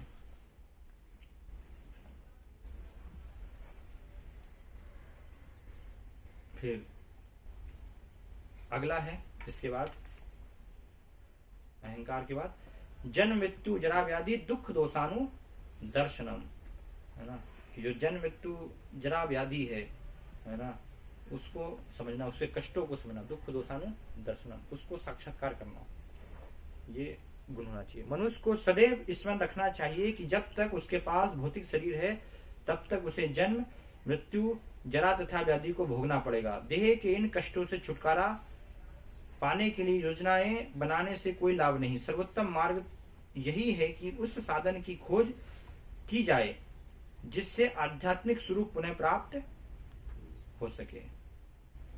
तो जन्म मृत्यु जरा व्याधि जो है महान दुख है ना, ये हमें शास्त्र से इसका अनुभव करना चाहिए, जानना चाहिए कि जन्म में कितना कष्ट है ना। इसलिए बताया गया शास्त्रों में कि जन्म होना मतलब कैसी विकट वास्तव में स्थिति है। पूरा भागवतम में भगवान कपिल देव जन्म की प्रक्रिया का वर्णन करते हैं, है ना। माता देवहूति के प्रसंग में आया है कि एक बच्चा किस प्रकार से जो है जन्म लेता है। तो अगर आपको ऐसी स्थिति में रखा जाए तो हम विचार कर सकते हैं कि क्या स्थिति होगी वहां पर, है ना। इतने समय रहना, एक ऐसे जो है पॉलिथीन में आपको बंद कर दें बड़े से बैग में, है ना, और उसमें मल मूत्र हड्डी रक्त ये सब डाल दें, है ना, ऐसे सारे अपशिष्ट पदार्थ डाल दें उसमें और ऊपर से बंद कर दें उसको। फिर आप उसके अंदर है 9 महीने 10 महीने, कितना समय रह पाएंगे आप, है ना। तो लेकिन ऐसी स्थिति में बच्चा वहां पर रहता है ना, उल्टा लटका रहता है वो पूरा ऐसा बिल्कुल सुखड़ा हुआ, है ना, अपने पूरा, है ना। तो इस प्रकार से रहता है और उसको कष्ट होता है। माता का भी जो है चटपटे पदार्थ खा लिए उसने जो है, तो उसको कष्ट होगा, बच्चे को जलन होगी, ज्यादा मिर्ची खा ली तो फिर, है ना। तो ऐसे सब बहुत सारे कष्टों का सामना वहाँ पर बच्चों को करना, इसलिए क्या प्रार्थना करता है वो भगवान से कि भगवान मुझे निकालिए, है ना, बाहर निकालिए, मैं आपकी भक्ति करूँगा, मुझे बचाइए। लेकिन जब बाहर आता है तो फिर ये वचन को भूल जाता है कि मैंने भगवान आपको वचन दिया था कि बाहर आकर के मैं आपकी भक्ति करूँगा। बाहर जैसे आता है तो माया उसको पकड़ लेती है। लेकिन बहुत कष्ट है, जन्म देना, जन्म लेना, 9 महीने जो है गर्भ में रहना, बहुत ही कष्ट है। तो कितने बार बार हमारा जन्म हो रहा है, कितने बड़े कष्टों का हमें सामना करना पड़ रहा है। तो ये सब हमें विचार करना चाहिए इस पर। फिर उसके बाद जो है मृत्यु महान कष्ट है, इसलिए कोई मरना नहीं चाहता। शास्त्रों में था इसलिए मृत्यु जब आती है तो लोग भयभीत हो जाते हैं, है ना, उनको यमदूत दिखाई देते हैं। पापी व्यक्ति जो होते हैं यमदूत देखकर कई बार जो है मल मूत्र त्याग कर देते हैं ऐसे लोग, देखा होगा आपने, सुना ना। तो क्यों? क्योंकि भयभीत हो जाते हैं, वो मृत्यु से डर जाते हैं, मरना नहीं चाहते। और मृत्यु के समय बहुत महान कष्ट होता है। जन्म भी महान कष्ट है, मृत्यु भी महान कष्ट है। जैसे 40,000 बिच्छू एक साथ डंक मार रहे हैं, इतना कष्ट होता है। तो एक बिच्छू काटा कभी आपको? नहीं, तो इसलिए आपको अनुभव नहीं लगा रहे, सब सुनने की बात है। बिच्छू जब काटता है ना तो एक बिच्छू कितना पूरा बिल्कुल तिलमिला देता है, इतना उसका कष्ट होता है कि व्यक्ति मरता नहीं है लेकिन कष्ट बहुत होता है उससे। तो ऐसे 40,000 बिच्छू एक साथ आपको डंक मारे, वो मृत्यु का कष्ट है। और मृत्यु के बाद फिर आगे के कष्टों का तो जो है गरुड़ पुराण में अलग ही वर्णन हुआ है कि आपको फिर अगर आप पापी व्यक्ति हैं, अपने जीवन में पाप कर्म किए हैं, तो आपको यमदूत आकर आ जाते हैं और लेकर जाते हैं आपको, है ना, यमराज के दरबार में। तो ऐसा नहीं कि बस तुरंत आप पहुंच जाएंगे वहाँ पर, है ना, अलग अलग आपको जो स्टेशन से होकर के जाना पड़ता है। तो सबका गरुड़ पुराण में नाम दिया गया है। तो एक जगह ऐसी है कि यहाँ पर जो है बिल्कुल ऊपर से धूप, सूर्य, बहुत तेज गर्मी है ना, पूरे नीचे जमीन में दरारें पड़ी हुई हैं और नंगे पैर हैं, आप पैर जल रहे हैं पूरा, आप चल नहीं सकते। जैसे गर्मी में हम कई बार नहीं चल पाते ना, तो वहाँ तो और गर्मी है, तो बिल्कुल वो पैर नहीं रख पाता। और ऊपर से यमदूत जो है उसको कूड़े मार रहे हैं, है ना, चल कर ही जाना है, वो जा नहीं सकता वहाँ से पार। इसलिए कई बार देखा होगा आपने, पितृपक्ष में लोग फिर जूते दान करते हैं ताकि वो थोड़ा सा उनको जूते प्राप्त हो जाए तो वहाँ गर्मी नहीं लगेगी। तो ये है। फिर एक जगह दूसरे स्टेशन में जाते हैं, दूसरी जगह से होकर के, ऐसी बहुत लंबी यात्रा होती है ना, तो इसलिए जो 13 दिन का समय होता है वो ये होता है। तो उसमें ये अलग अलग जगह से वो होकर के यमदूत उनको लेकर के जाते हैं, तब जाकर के फिर वहाँ पहुँचते हैं, है ना। तो उसमें भूखे और भूखे रखते हैं, प्यासे रखते हैं, कोई भोजन नहीं है, कोई प्यास नहीं। एक जगह तो फिर ऐसे ऊपर से जो है पत्थर गिर रहे हैं, सब बड़े बड़े पहाड़ पूरे सिर पर उसके जो है गिर रहे हैं, गिरता है पूरा, वो चकनाचूर उसको बना देते हैं। लेकिन समस्या ये कि वहाँ पर यातना शरीर मिलता है, उसको कहते हैं यातना शरीर। जैसे स्थूल शरीर होता है, सूक्ष्म शरीर, ऐसे यातना शरीर होता है, तो उसकी मृत्यु नहीं होती, वो कष्ट अनुभव करता है बस। तो इस प्रकार से पूरा दंड देते हुए उसको लेकर के जाते हैं। और फिर यमराज के वहाँ पर पहुंचने से पहले बैतरणी नदी आती है। तो ये बैतरणी नदी कैसी है आध्यात्मिक जगत में, जो उससे अलग है, ये मलमूत्र की नदी होती है ना। उसमें जो है टॉयलेट, मलमूत्र, तो उसमें से उसको क्या करते हैं यमदूत, तो जो है नाव के ऊपर बैठ जाते हैं, है ना, और इसको जो है रस्सी उसे बांध के और उसमें मलमूत्र की नदी में फेंक देते हैं और उसको फिर घिसते हुए ले जाते हैं, है ना। पूरा बहुत विशाल नदी रहती है समुद्र की तरह, तो मलमूत्र में जो है घिसते हुए जा रहा है पूरा, टॉयलेट में होते हुए पूरा।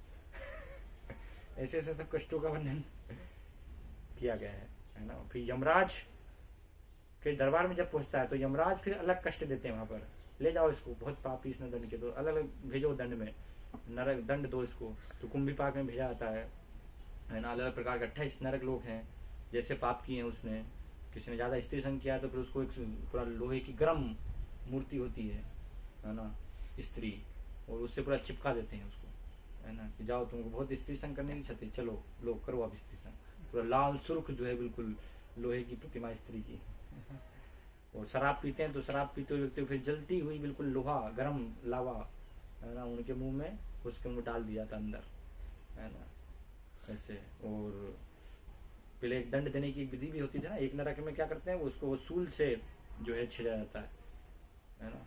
जैसे पहले के समय राजा जो है दंड देते थे, कैसे सूली पे लटका देते थे, सूली पे चढ़ा देते थे, है ना। तो ऐसे रेक्टम से नीचे से सूली घुसाई जाती थी और पूरा सिर से ऊपर सूली फाड़ करके निकल जाती थी, तो ऐसे सूली से उनको छेदा जाता सूल से, है ना। तो ऐसे कठोर कठोर, लेकिन व्यक्ति मरता नहीं है। और फिर उसके बाद जो है ना, मतलब मार्ग में दंड पहले तो, फिर यमराज दंड देंगे वहां पर अलग अलग नरक लोकों में, फिर उसके बाद 84 लाख योनियों में दंड यहाँ पर। तो कितना दंड है, मृत्यु जो है बहुत ही खतरनाक कष्ट है। तो इसलिए हमें जन्म मृत्यु से बचना चाहिए, है ना, मनुष्य जन्म अवसर प्राप्त हुआ था। फिर बताए आप जरा, है ना, जरा जो है कष्ट है, जरा अर्थात बुढ़ापा। बुढ़ापा भी जो है कष्ट है, क्योंकि बुढ़ापे में जो है कोई हमें सम्मान नहीं देता, सब लोग अपमान करते हैं, तिरस्कार करते हैं, घर के लोग भी सम्मान देते, कोई पूछते नहीं, है ना। तो ये एक अपने आप में जो है बड़ा कष्ट है। इसलिए बूढ़े लोग सब अकेले जो है बड़े रहते हैं, कोई उनके पास बैठना नहीं चाहता है ना, उनसे बात करना नहीं चाहता है कोई लोग, लेकिन उनके अंदर इच्छा होती है सब बात करने की, कोई उनसे बात करे, बैठे हमारी सुने। तो इसलिए फिर जिसको भी पकड़ लेते हैं तो उसको सारी जो है सुना देते हैं। फिर देखो, अरे हमने जवानी में ये किया, है ना, कि एक बार एक शेर आया और हमारे पास जो 2 शेर आए, एक ही गोली थी, तो हमने एक गोली से और बीच में चाकू लगाया और 2 गोली कर दी और दोनों को मार दिया। सब किससे भी बताते रहते हैं वो। तो बुढ़ापा जो है बड़ी समस्या है, वृद्धावस्था। और आज के समय में हम देखते हैं, है ना, वृद्धावस्था को लोग जो है ओल्ड एज होम में भेज देते हैं, उनको सब वृद्धावस्था में भेज देते हैं, है ना। तो इसलिए बहुत सारी समस्या है बुढ़ापे की, है ना। फिर बीमारी में अपने अलग अलग कष्ट हैं, इतने सारी अलग अलग प्रकार की बीमारियां हैं, तो हम सबको अनुभव है। तो इसलिए जन्म मृत्यु जरा व्याधि दुख दोषानु दर्शनम, है ना, इसको हमें साक्षात्कार करने का प्रयास करना चाहिए, इसको अनुभव करना। तो बाद यहाँ पर लिख रहे हैं, जन्म मृत्यु जरा तथा व्याधि को स्वीकार करने के कष्ट को समझना चाहिए। वैदिक ग्रंथों में जन्म के अनेक वृत्तांत थे। श्रीमद् भागवत में जन्म से पूर्व की स्थिति, माता के गर्भ में बालक के विकास, बालक के निवास, उसके कष्ट आदि का सजीव वर्णन हुआ है। यह भली भांति समझ लेना चाहिए कि जन्म बहुत कष्टपूर्ण है, क्योंकि हम यह भूल जाते हैं कि माता के गर्भ में हमें कितना कष्ट मिला है। अतएव हम जन्म तथा मृत्यु की पुनरावृत्ति का कोई हल नहीं निकाल पाते। इसी प्रकार मृत्यु के समय भी सभी प्रकार के कष्ट मिलते हैं, जिसका उल्लेख प्रमाणिक शास्त्रों में हुआ है। इनकी विवेचना की जानी चाहिए। जहाँ तक रोग तथा वृद्धावस्था का प्रश्न है, सबों को इनका व्यवहारिक अनुभव है। कभी भी कोई भी रोगग्रस्त नहीं होना चाहता, कोई भी बुरा नहीं होना चाहता, लेकिन इनसे बचा नहीं जा सकता। जब तक हम जन्म मृत्यु जरा तथा व्याधि के दुखों को देखते हुए इस भौतिक जीवन के प्रति निराशावादी दृष्टिकोण नहीं बना पाते, तब तक आध्यात्मिक जीवन में प्रगति करने का कोई प्रोत्साहन नहीं मिलता। तो इसलिए आप देखिए, जो भगवान बुद्ध के पिता थे, क्या नाम था उनका, भगवान बुद्ध के हर्षवर्धन, क्या कुछ अलग कुछ था, है ना। तो उन्होंने, क्योंकि उनके जन्म के समय भविष्यवाणी की गई थी, इनको किसी भी प्रकार से ये 4 चीजें नहीं दिखनी चाहिए। कोई रोगी व्यक्ति नहीं दिखाई देना चाहिए, कोई मृत्यु को प्राप्त व्यक्ति नहीं दिखाना चाहिए, कोई बूढ़ा व्यक्ति। अगर ये इनको दिखेंगे तो फिर ये जो है विराग ले लेंगे, चले जाएंगे। तो इसलिए हमेशा बुद्ध को उन्होंने घर में ही रखा था, एक राजकुमार के रूप में बिल्कुल। तो कभी, लेकिन एक बार जब ऐसे जा रहे थे तो वो बाहर उन्होंने महल से देखा, तो बूढ़े वो यही स्थिति को देख करके फिर वो निकल गए घर से अपने। जन्म मृत्यु जरा व्याधि, तो इसलिए हमें विचार करना चाहिए इन पर। फिर उसके बाद अगला अंग है 13वां। मनुष्य को आध्यात्मिक उन्नति के लिए जीवन की जितनी आवश्यकताएं हैं, उनसे अधिक के प्रति आसक्त नहीं होना चाहिए। तो जन्म मृत्यु जरा व्याधि दुख दोषानु दर्शनम असक्तिर अनविश्वंग पुत्रदार ग्रहादिशु। तो आसक्ति जो है वो नहीं होना चाहिए, बिना आसक्ति के, है ना, यहाँ पर वर्णन किया जा रहा है। वह तात्पर्य में लिख रहे हैं, जहां तक संतान, पत्नी तथा घर से व्यक्ति की बात है, इसका अर्थ यह नहीं कि इनके लिए कोई भावना ही न हो। ये सब स्नेह की प्राकृतिक वस्तुएं, लेकिन जब ये आध्यात्मिक उन्नति में अनुकूल न हो तो इनके प्रति आसक्त नहीं होना चाहिए, अर्थात कर्तव्य के रूप में पालन करना चाहिए। पुत्रदार गृहादिषु, केवल ये जिम्मेदारी है तो ठीक है इसलिए, लेकिन आसक्ति नहीं होना चाहिए। अगर उनसे मोह हो गया, आसक्ति हो गई, तो वो फिर भक्ति में बाधक है। तो इसलिए वो आसक्ति से हमें अपने आप को भगवान से आसक्त होना चाहिए, भगवान के नाम रूप गुणनाम से, वहां पर वास्तव में आसक्ति होना चाहिए। लेकिन इसका अर्थ ये भी नहीं कि भगवान से हम आसक्त हो रहे हैं तो हमारे जो कर्तव्य हैं उन कर्तव्यों को हम पालन नहीं करेंगे। गृहस्थ जीवन में विशेष रूप से आवश्यक है कि पत्नी है, बच्चे हैं, तो उनकी जो देख रेख है वो एक जिम्मेदारी है, एक गृहस्थ का कार्य है, तो इसलिए उनको देख रेख करनी चाहिए, लेकिन बिना आसक्त हुए, बिना आसक्ति के।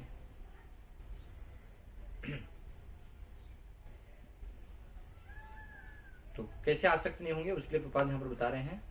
घर को सुखमय बनाने की सर्वोत्तम विधि कृष्ण भावनामृत है। यदि कोई कृष्ण भावनामृत से पूर्ण रहे तो वह अपने घर को अत्यंत सुखमय बना सकता है, क्योंकि कृष्ण भावनामृत की विधि अत्यंत सरल है। इसमें केवल हरे कृष्ण कृष्ण कृष्ण हरे हरे, हरे राम राम राम हरे हरे का कीर्तन करना होता है। कृष्णार्पित भोग का उच्छिष्ट ग्रहण करना होता है। भगवद गीता तथा श्रीमद् भागवतम जैसे ग्रंथों पर विचार विमर्श करना होता है और अर्चा विरह की पूजा करनी होती है। इन 4 बातों से मनुष्य सुखी होगा। मनुष्य को चाहिए कि अपने परिवार के सदस्यों को ऐसी शिक्षा दे। परिवार के सदस्य प्रतिदिन प्रातः तथा सायंकाल बैठकर साथ साथ हरे कृष्ण मंत्र का कीर्तन करें। यदि कोई इन 4 सिद्धांतों का पालन करते हुए अपने पारिवारिक जीवन को कृष्ण भावना विकसित करने में ढाल सके तो पारिवारिक जीवन को त्याग कर विरक्त जीवन बिताने की आवश्यकता नहीं होगी, है ना। तो प्रपात लिख रहे हैं बहुत। अगर गृहस्थ में 4 चीजें अगर कोई कर रहा है पूरे परिवार के साथ, तो फिर उसको संन्यास लेने की आवश्यकता नहीं है ना। घर में ही रह करके वो भक्ति कर सकता है, भगवान को प्रसन्न कर सकता है। ऐसा नहीं उसको त्याग करके कहीं जाने की आवश्यकता है ना। इसी प्रकार से प्रपात बताते हैं कि एक गृहस्थ ब्रह्मचारी से भी बढ़कर हो सकता है। कैसे बढ़कर हो सकता है? अगर सुंदर पत्नी के होते हुए भी वो पत्नी के साथ संग नहीं कर रहा है ना, तो वो फिर वास्तव में और श्रेष्ठ ब्रह्मचारी है। तो एक ऐसा गृहस्थ बढ़ करके हो सकता है ब्रह्मचारी से। तो इस प्रकार से गृहस्थ जीवन के लिए यहाँ पर बताने की आसक्त हुए बिना हमें कर्तव्य के रूप में केवल कार्य करना चाहिए। फिर 14 जो अगला है वो, मनुष्य को स्त्री संतान तथा घर के प्रति शास्त्रों की आज्ञा से अधिक आसक्त नहीं होना चाहिए। इसलिए भरत महाराज का बहुत ही श्रेष्ठ उदाहरण आता है ना, कि भरत महाराज ने ये सब कुछ एक क्षण में सारा जो है त्याग दिया। कोई आसक्ति नहीं थी उनको। भरत महाराज तो कौन थे, है ना, सम्राट, पूरे विश्व के जो है सम्राट हैं, सुंदर पत्नी है, इतना राज्य है, लेकिन फिर भी कोई आसक्ति नहीं है। भागवता में वर्णन है कि ऐसे उन्होंने जो है इनका त्याग कर दिया जैसे कोई व्यक्ति मल त्याग कर देता है। तो मल त्याग करने के बाद आपको आसक्ति होती है कि अरे मेरा मल चला गया। उससे कोई आसक्ति नहीं होती। तो ऐसे भरत महाराज पूरा आसक्ति हो, फिर इसलिए जवानी में ही सब त्याग करके वन में चले जाते हैं।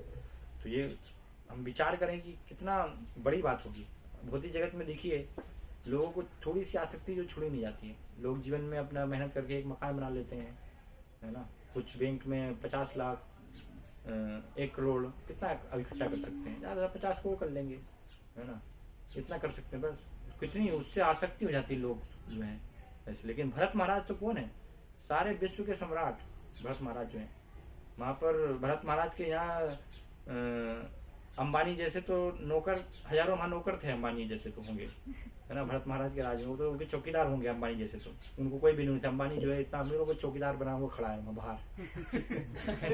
तो ये भरत महाराज की स्थिति है ना, कि भारत के नहीं सारे विश्व, भारतवर्ष तो सारा विश्व था उसमें, तो विश्व के सम्राट थे सारे। और ऐसे कई जो है करोड़पति वहां जो है उनके कर देने के लिए वहां पर आते होंगे, तो उनके सैनिक लेते होंगे, उनसे तो मुलाकात भी नहीं हो पाती होगी भरत महाराज। तो इतना होने के बाद भी सब कुछ उन्होंने यूं चुटकियों में जो है त्याग दिया, कोई आसक्ति नहीं। तो इस प्रकार से हमें जो है आसक्त नहीं होना चाहिए इन सब चीजों से।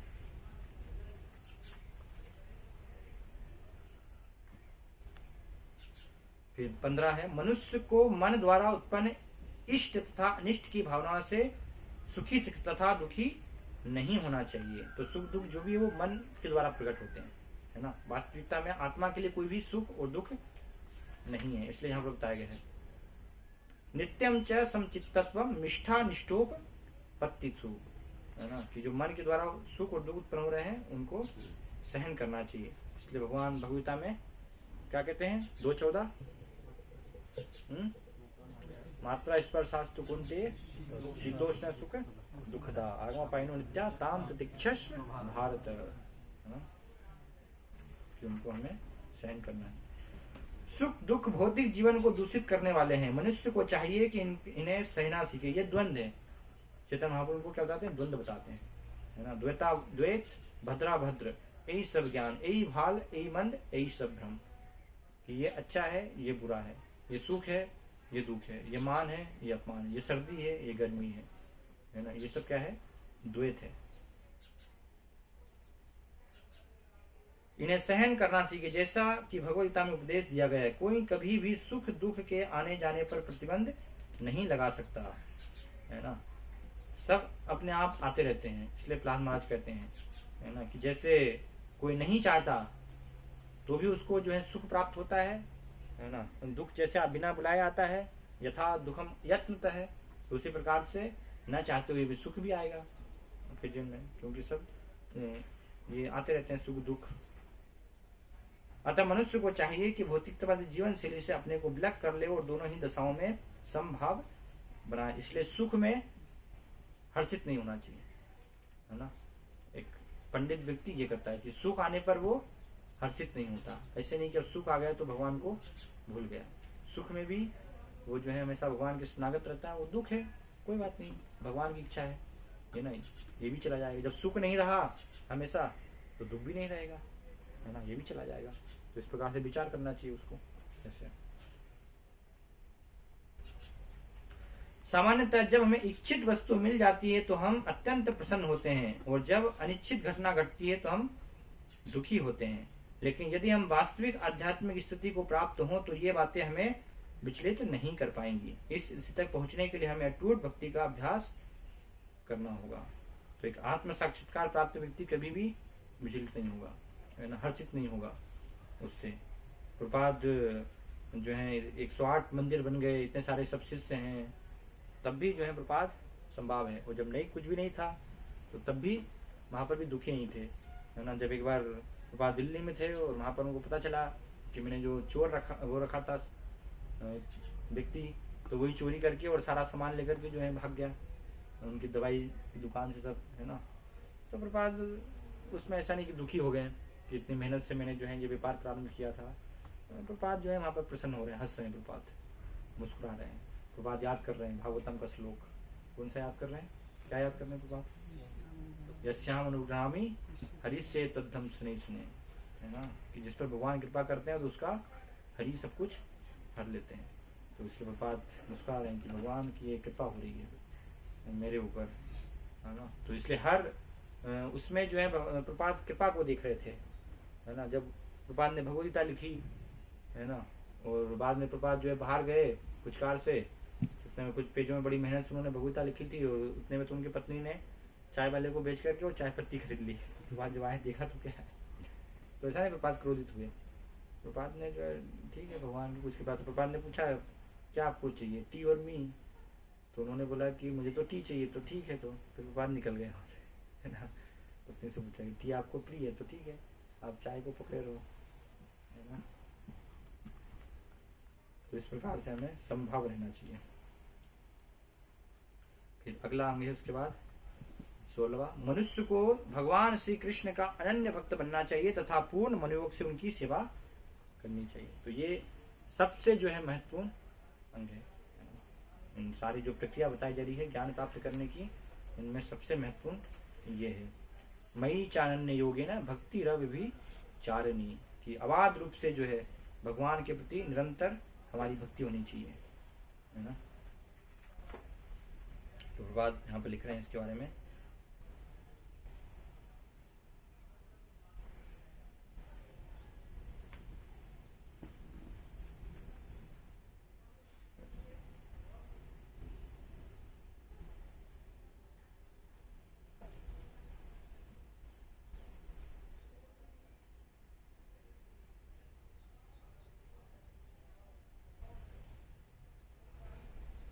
इस स्थिति तक पहुंचने के लिए हमें अटूट भक्ति का अभ्यास करना होगा। विफल हुए बिना कृष्ण भक्ति का अर्थ होता है कि भक्ति की नव विधियों कीर्तन श्रवण पूजन आदि में प्रवृत्त होना, जैसा 9वें अध्याय के अंतिम श्लोक में वर्णन हुआ। इस विधि का अनुसरण करना चाहिए। तो इस प्रकार से निरंतर बिना विफल हुए, है ना, एक क्षण भी रुके, अबाध रूप से हमारी अनन्य भक्ति भगवान के प्रति चलती रहनी चाहिए। है ना। मयि चरण योगेन भक्ति र व्यभिचारिणी।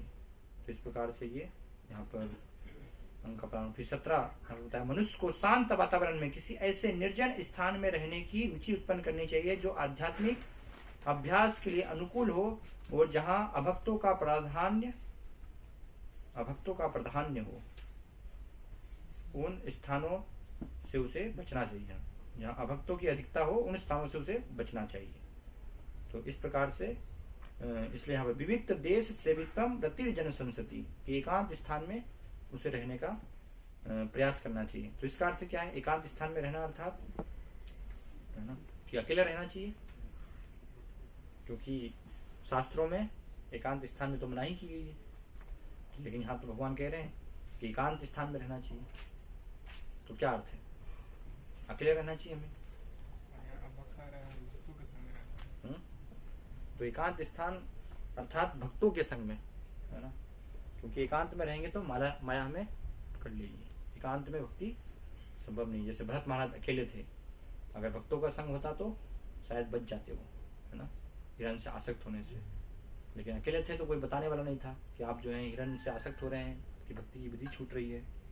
तो इसलिए हमेशा भक्तों के संग में होना चाहिए। भक्त हमारी रक्षा करेंगे माया से। कभी हम माया में अगर जा भी रहे हैं तो फिर भक्त क्या हमें सतर्क कर देंगे, भक्त बचा लेंगे। तो एकांत स्थान, लेकिन इसका अर्थ यह नहीं कि कभी भी हमेशा भक्तों के संग में, एकांत स्थान भी होना चाहिए। भक्तों के संग में रहते हुए भी कुछ समय ऐसा निकालना चाहिए कि जब जो है आप एकांत में है ना, एकांत में आप जो है जो कुछ आप कर रहे हैं तो उस पर चिंतन कर पा रहे हैं, है ना, आत्म विचार उस पर जो है कह पा रहे हैं गहराई से। तो ऐसा भी समय होना चाहिए, है ना, कि भक्तों के संग में भी थोड़ा समय जो है वहां पर एकांत का समय भी निकालना चाहिए। तो इसलिए इस प्रकार से दोनों का अभ्यास होना चाहिए, है ना, जिससे कि कभी अगर ऐसी स्थिति आ भी जाए तो आप फिर भक्ति से विपत नहीं होंगे, कि आपको कभी भक्तों का संग प्राप्त हो ही नहीं रहा है, आप अकेले हैं, तो भी आप वाणी के माध्यम से संग ले पाए। इतना फिर आपको दृढ़ होना चाहिए, है ना। तो वो सीखना आवश्यक है। इसलिए सन्यासी को तो अकेले कई बार रहना पड़ता है ना, तो उनको सीखना पड़ता है, अकेले भ्रमण करना है आपको। तो एकांत में रहने का अभ्यास भी होना चाहिए और साथ में भक्तों का संग में रहना, क्योंकि ऐसा नहीं है हमेशा एकांत में रहे। भक्तों के संग से भी फिर दृढ़ता आती है, भक्ति में जो है हमें सहयोग प्राप्त होता है। तो दोनों साथ साथ होना चाहिए। तो ये 17वां। फिर उसके बाद अगला जो है, मनुष्य को वैज्ञानिक या दार्शनिक बनना चाहिए और आध्यात्मिक ज्ञान के विषय में शोध करनी चाहिए, और यह मानना चाहिए कि आध्यात्मिक ज्ञान स्थायी है, जबकि भौतिक ज्ञान शरीर की मृत्यु के साथ ही समाप्त हो जाता है। तो वैज्ञानिक या दार्शनिक बनना चाहिए, इसका अर्थ क्या है कि हमें जैसे वैज्ञानिक और दार्शनिक है वैसा बनना चाहिए, है ना। तो उस प्रकार से नहीं, है ना। यहाँ पर अध्यात्म ज्ञान नित्यतम तत्व ज्ञानार्थ दर्शन, अर्थात शास्त्र के अनुसार भक्तों के संग में। इसलिए जो सबसे पहले जो वर्णन इसमें हुआ है वो क्या हुआ है? धीरा नाम, है ना, सुश्रुमा धीरा नाम। हमें उनसे सुनना चाहिए, उनसे सीखना चाहिए। धीर व्यक्तियों से तत्व ज्ञान जो है समझने का प्रयास करना, भक्ति का विज्ञान समझने का प्रयास। तो इस प्रकार से यहाँ पर दार्शनिक और वैज्ञानिक बनने की बात हो रही है। ऐसा नहीं कि बाहर जो वैज्ञानिक और दार्शनिक है उनके जैसे, तो वो तो अविद्या को फिर ग्रहण कर रहे हैं, तो वो तो फिर हम उस श्रेणी में जाएंगे। फिर वो ज्ञान का विकास कैसे हुआ? यहाँ पर ज्ञान के पक्षों का वर्णन हो रहा था, भक्तों से सीखना, भक्तों से सुनना और सुन करके फिर पूरा वैज्ञानिक दृष्टिकोण से उसको समझना, है ना। मतलब वैज्ञानिक दृष्टिकोण से कैसे ज्ञान और विज्ञान दोनों, कृपा वैज्ञानिक दृष्टिकोण से वो बताते हैं। भगवता के 7वें अध्याय में क्या बताते हैं भगवान इसके संदर्भ में?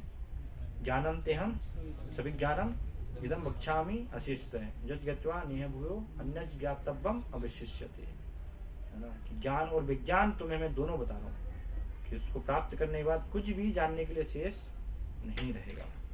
तो इसलिए भगवान वो यहाँ पर दर्शन की बात कर रहे हैं, विज्ञान की बात कर रहे हैं। तो भक्ति को जानना भी समझना भी एक दर्शन है।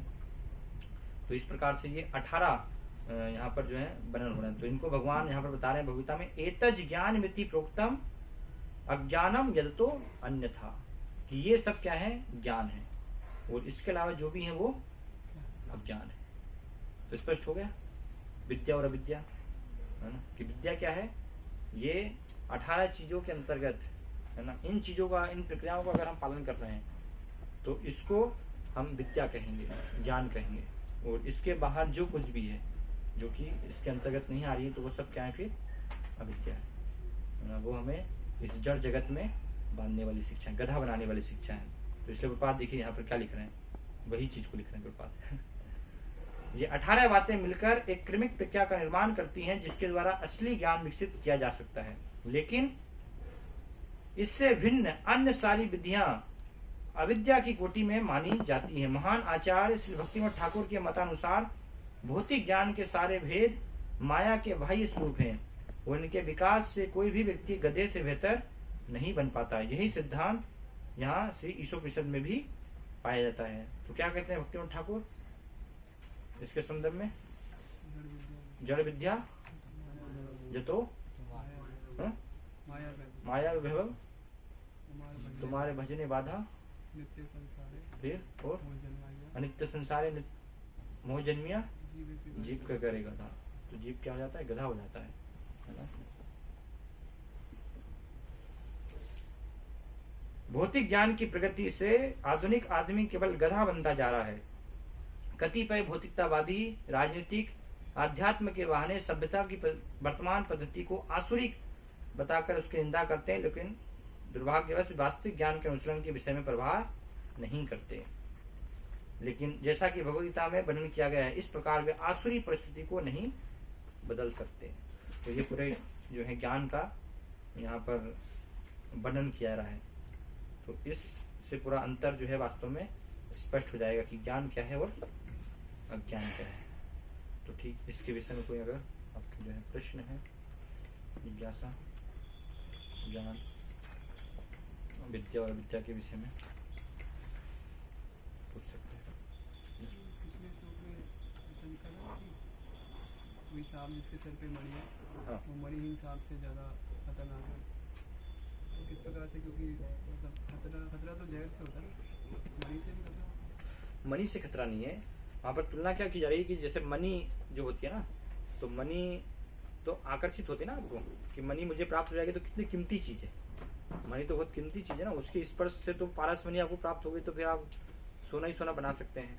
लेकिन जब आप वो लेने जाएंगे वहां पर, उसके सिर पर है, वो सिर पर धारण किया हुआ है सांप ने, तो ऐसे विशेष सांप होते हैं ना, तो सिर पर धारण किया, लेकिन जब आप उसको लेने जाएंगे ऐसे पकड़ने तो वो आपको डसेगा। तो मतलब कीमती चीज है, सांप के सिर पर कीमती चीज रखी हुई है, बहुमूल्य चीज रखी हुई है, रत्न रखा हुआ है, लेकिन आप लेंगे तो वो आपको जो है डसेगा, विष आपको प्राप्त होगा वास्तव में। तो इस प्रकार समझाए। तो ऐसे जो सब तथाकथित ब्राह्मण हैं, जो धर्म के अनुसरण में लगे हुए हैं, जो कि परोपकार की भक्ति के नाम पर गलत शिक्षा दे रहे हैं, है ना, कल्याण की शिक्षा दे रहे हैं आपको भौतिक स्तर पर, तो बाहर से तो क्या लग रहा है कि देखो ये सब साधु हैं, कितना बहुमूल्य इनके पास रत्न है, शिक्षा है, लेकिन दे क्या रहे हैं आपको?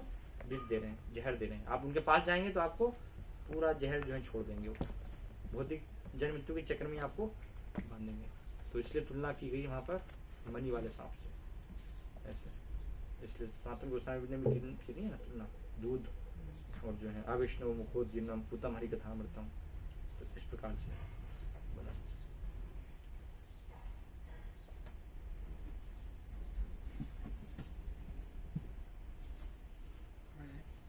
अभी होता है जो शास्त्र में उतना सारा इतना होता है, उतना सारा पीड़ा सहते हुए जाते हैं मरने के बाद। हाँ, पापी व्यक्ति, पापी व्यक्ति जो भक्त हैं वो नहीं, उनका तो बहुत आराम से जो है देहांतर होता है। इतना सब यातना करते हैं तो हर समय पे तो पाप तो हो ही जाता है। इससे पहले हमको क्या थे क्या नहीं थे ये तो पता नहीं है, फिर ये मनुष्य शरीर कैसे मिलता होगा?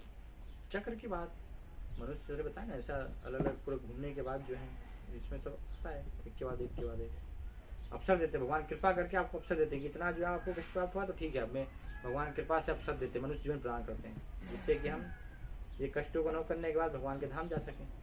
लेकिन वो अवसर का लाभ नहीं लेते हैं तो फिर भगवान दोबारा से वो सब कष्ट में प्राप्त होंगे। जिस प्रकार से चक्र चलता रहेगा, पुनरुपि जननम पुनरुपि मरणम पुनरुपि जननी जठरे सेनम, है ना। इसलिए संचार प्रार्थना करो ना, कृपा पाहे कृपा ताहे पाही मुरारे, है ना, कि आप जो है इसलिए मेरा उद्धार कीजिए।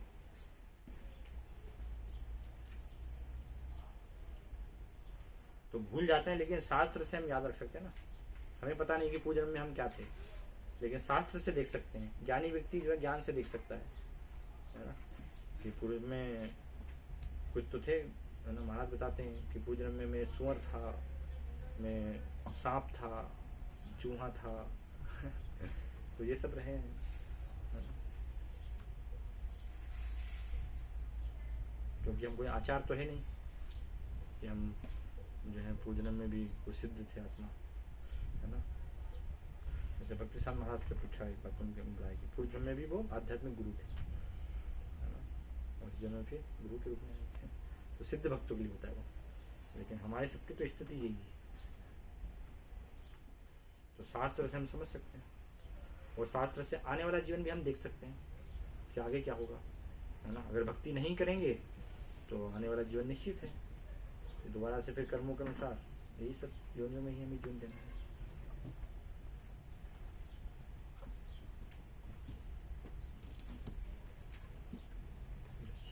अभी जो 18 नंबर जो पॉइंट है, मनुष्य को वैज्ञानिक या दार्शनिक बनना चाहिए और आध्यात्मिक ज्ञान के विषय में शोध करनी चाहिए। हाँ।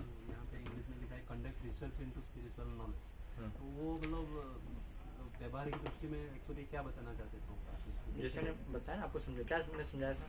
जैसे शास्त्रों को चर्चा हम लोग भक्तों के साथ करनी है, ये रिसर्च बोलते हैं। भक्तों के साथ में जो है सीखना, है ना? वैज्ञानिकों जैसे रिसर्च नहीं, जैसे ज्ञानी रिसर्च करते नीति करते हैं उस प्रकार से नहीं, भक्तों के साथ में उनसे श्रवण के माध्यम से। इसलिए श्लोक में उसके अनुसार पूरा श्लोक समझना पड़ेगा। सुश्रुमन धीरा नाम, उनसे हमें जो है सुनना है, यस, विनम्र भाव से उनके सन लेकर के उनसे सुनना है। तो सुन करके फिर इस प्रकार से सीखना। सुनना मतलब सुनने का अर्थ क्या होता है? सुन करके हम सीखेंगे ना उसको व्यवहारिक रूप में। तो भक्तों के संग में भक्ति जो है कैसे हमें करना है वो सीखते हैं ना। इसलिए भक्ति को क्या होता है? भक्ति ज्ञान भी है, विज्ञान भी है। तो रिसर्च, वहां पर प्रश्न आ गया ना, रिसर्च कर। रिसर्च में क्या करते हैं? उसको व्यवहारिक जीवन में कैसे उपयोग करना है, प्रयोग करना है। तो भक्तों के सामने ज्ञान का व्यवहारिक जीवन में कैसे अनुसरण होगा, तो दोनों चीज हमें पता चलती है। ज्ञान विज्ञान दोनों है। ज्ञान अर्थात ठेपट बस जानकारी हो गई कि ठीक है हमें सहनशील होना चाहिए, है ना? एक अंग है कि सहनशीलता होनी चाहिए भक्त के अंदर, ये ज्ञान प्राप्त हो गया हमें। लेकिन उसका व्यवहारिक उपयोग कैसे होगा? व्यवहारिक तो भक्तों के संग में सीखेंगे ना। कोई जब अपमान करेगा, दूसरों के भक्तों को देखेंगे, देखिए कितने इन्होंने प्रतिकार नहीं किया, सहनशीलता का पालन किया, तो हम आचरण से सीखेंगे फिर कि हमें भी ऐसे जो है सहनशील धैर्य बनाकर रखना चाहिए। तो इसको कहा है फिर विज्ञान, कि वो स्थिति में विचलित नहीं हो रहे, अर्थात वो विज्ञान को हमने जान लिया, प्राप्त कर लिया, हमें प्राप्त हो गया वो एक स्तर पर। तो इस प्रकार से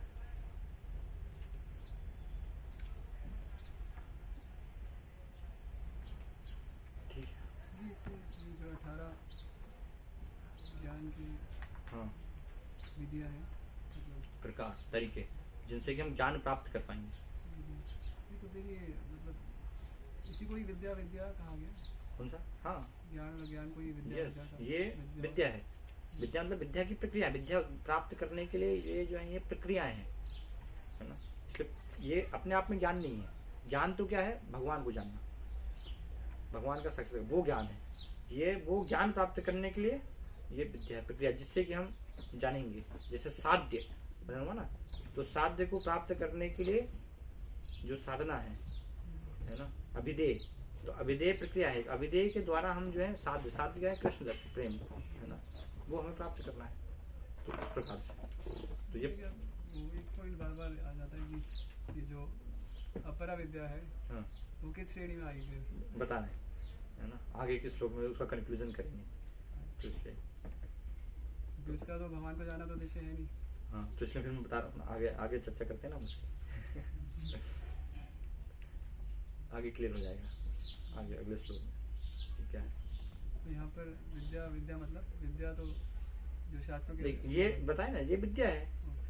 18 ये जो प्रकार है, इसके अंतर्गत अगर जो चीज हम कर रहे हैं तो ये विद्या है, इसके बाहर अविद्या है।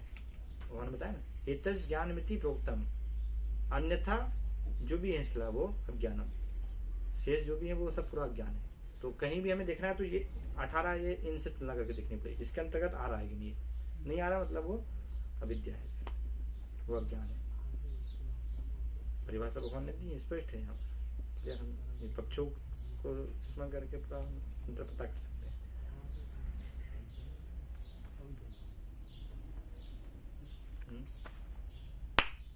ठीक है।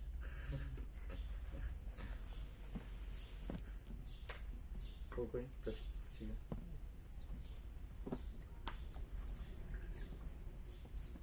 ठीक है, तो आगे बढ़े। कोई प्रश्न नहीं है?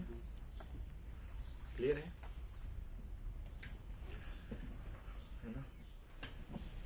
आगे बढ़ते हैं। मंत्र 11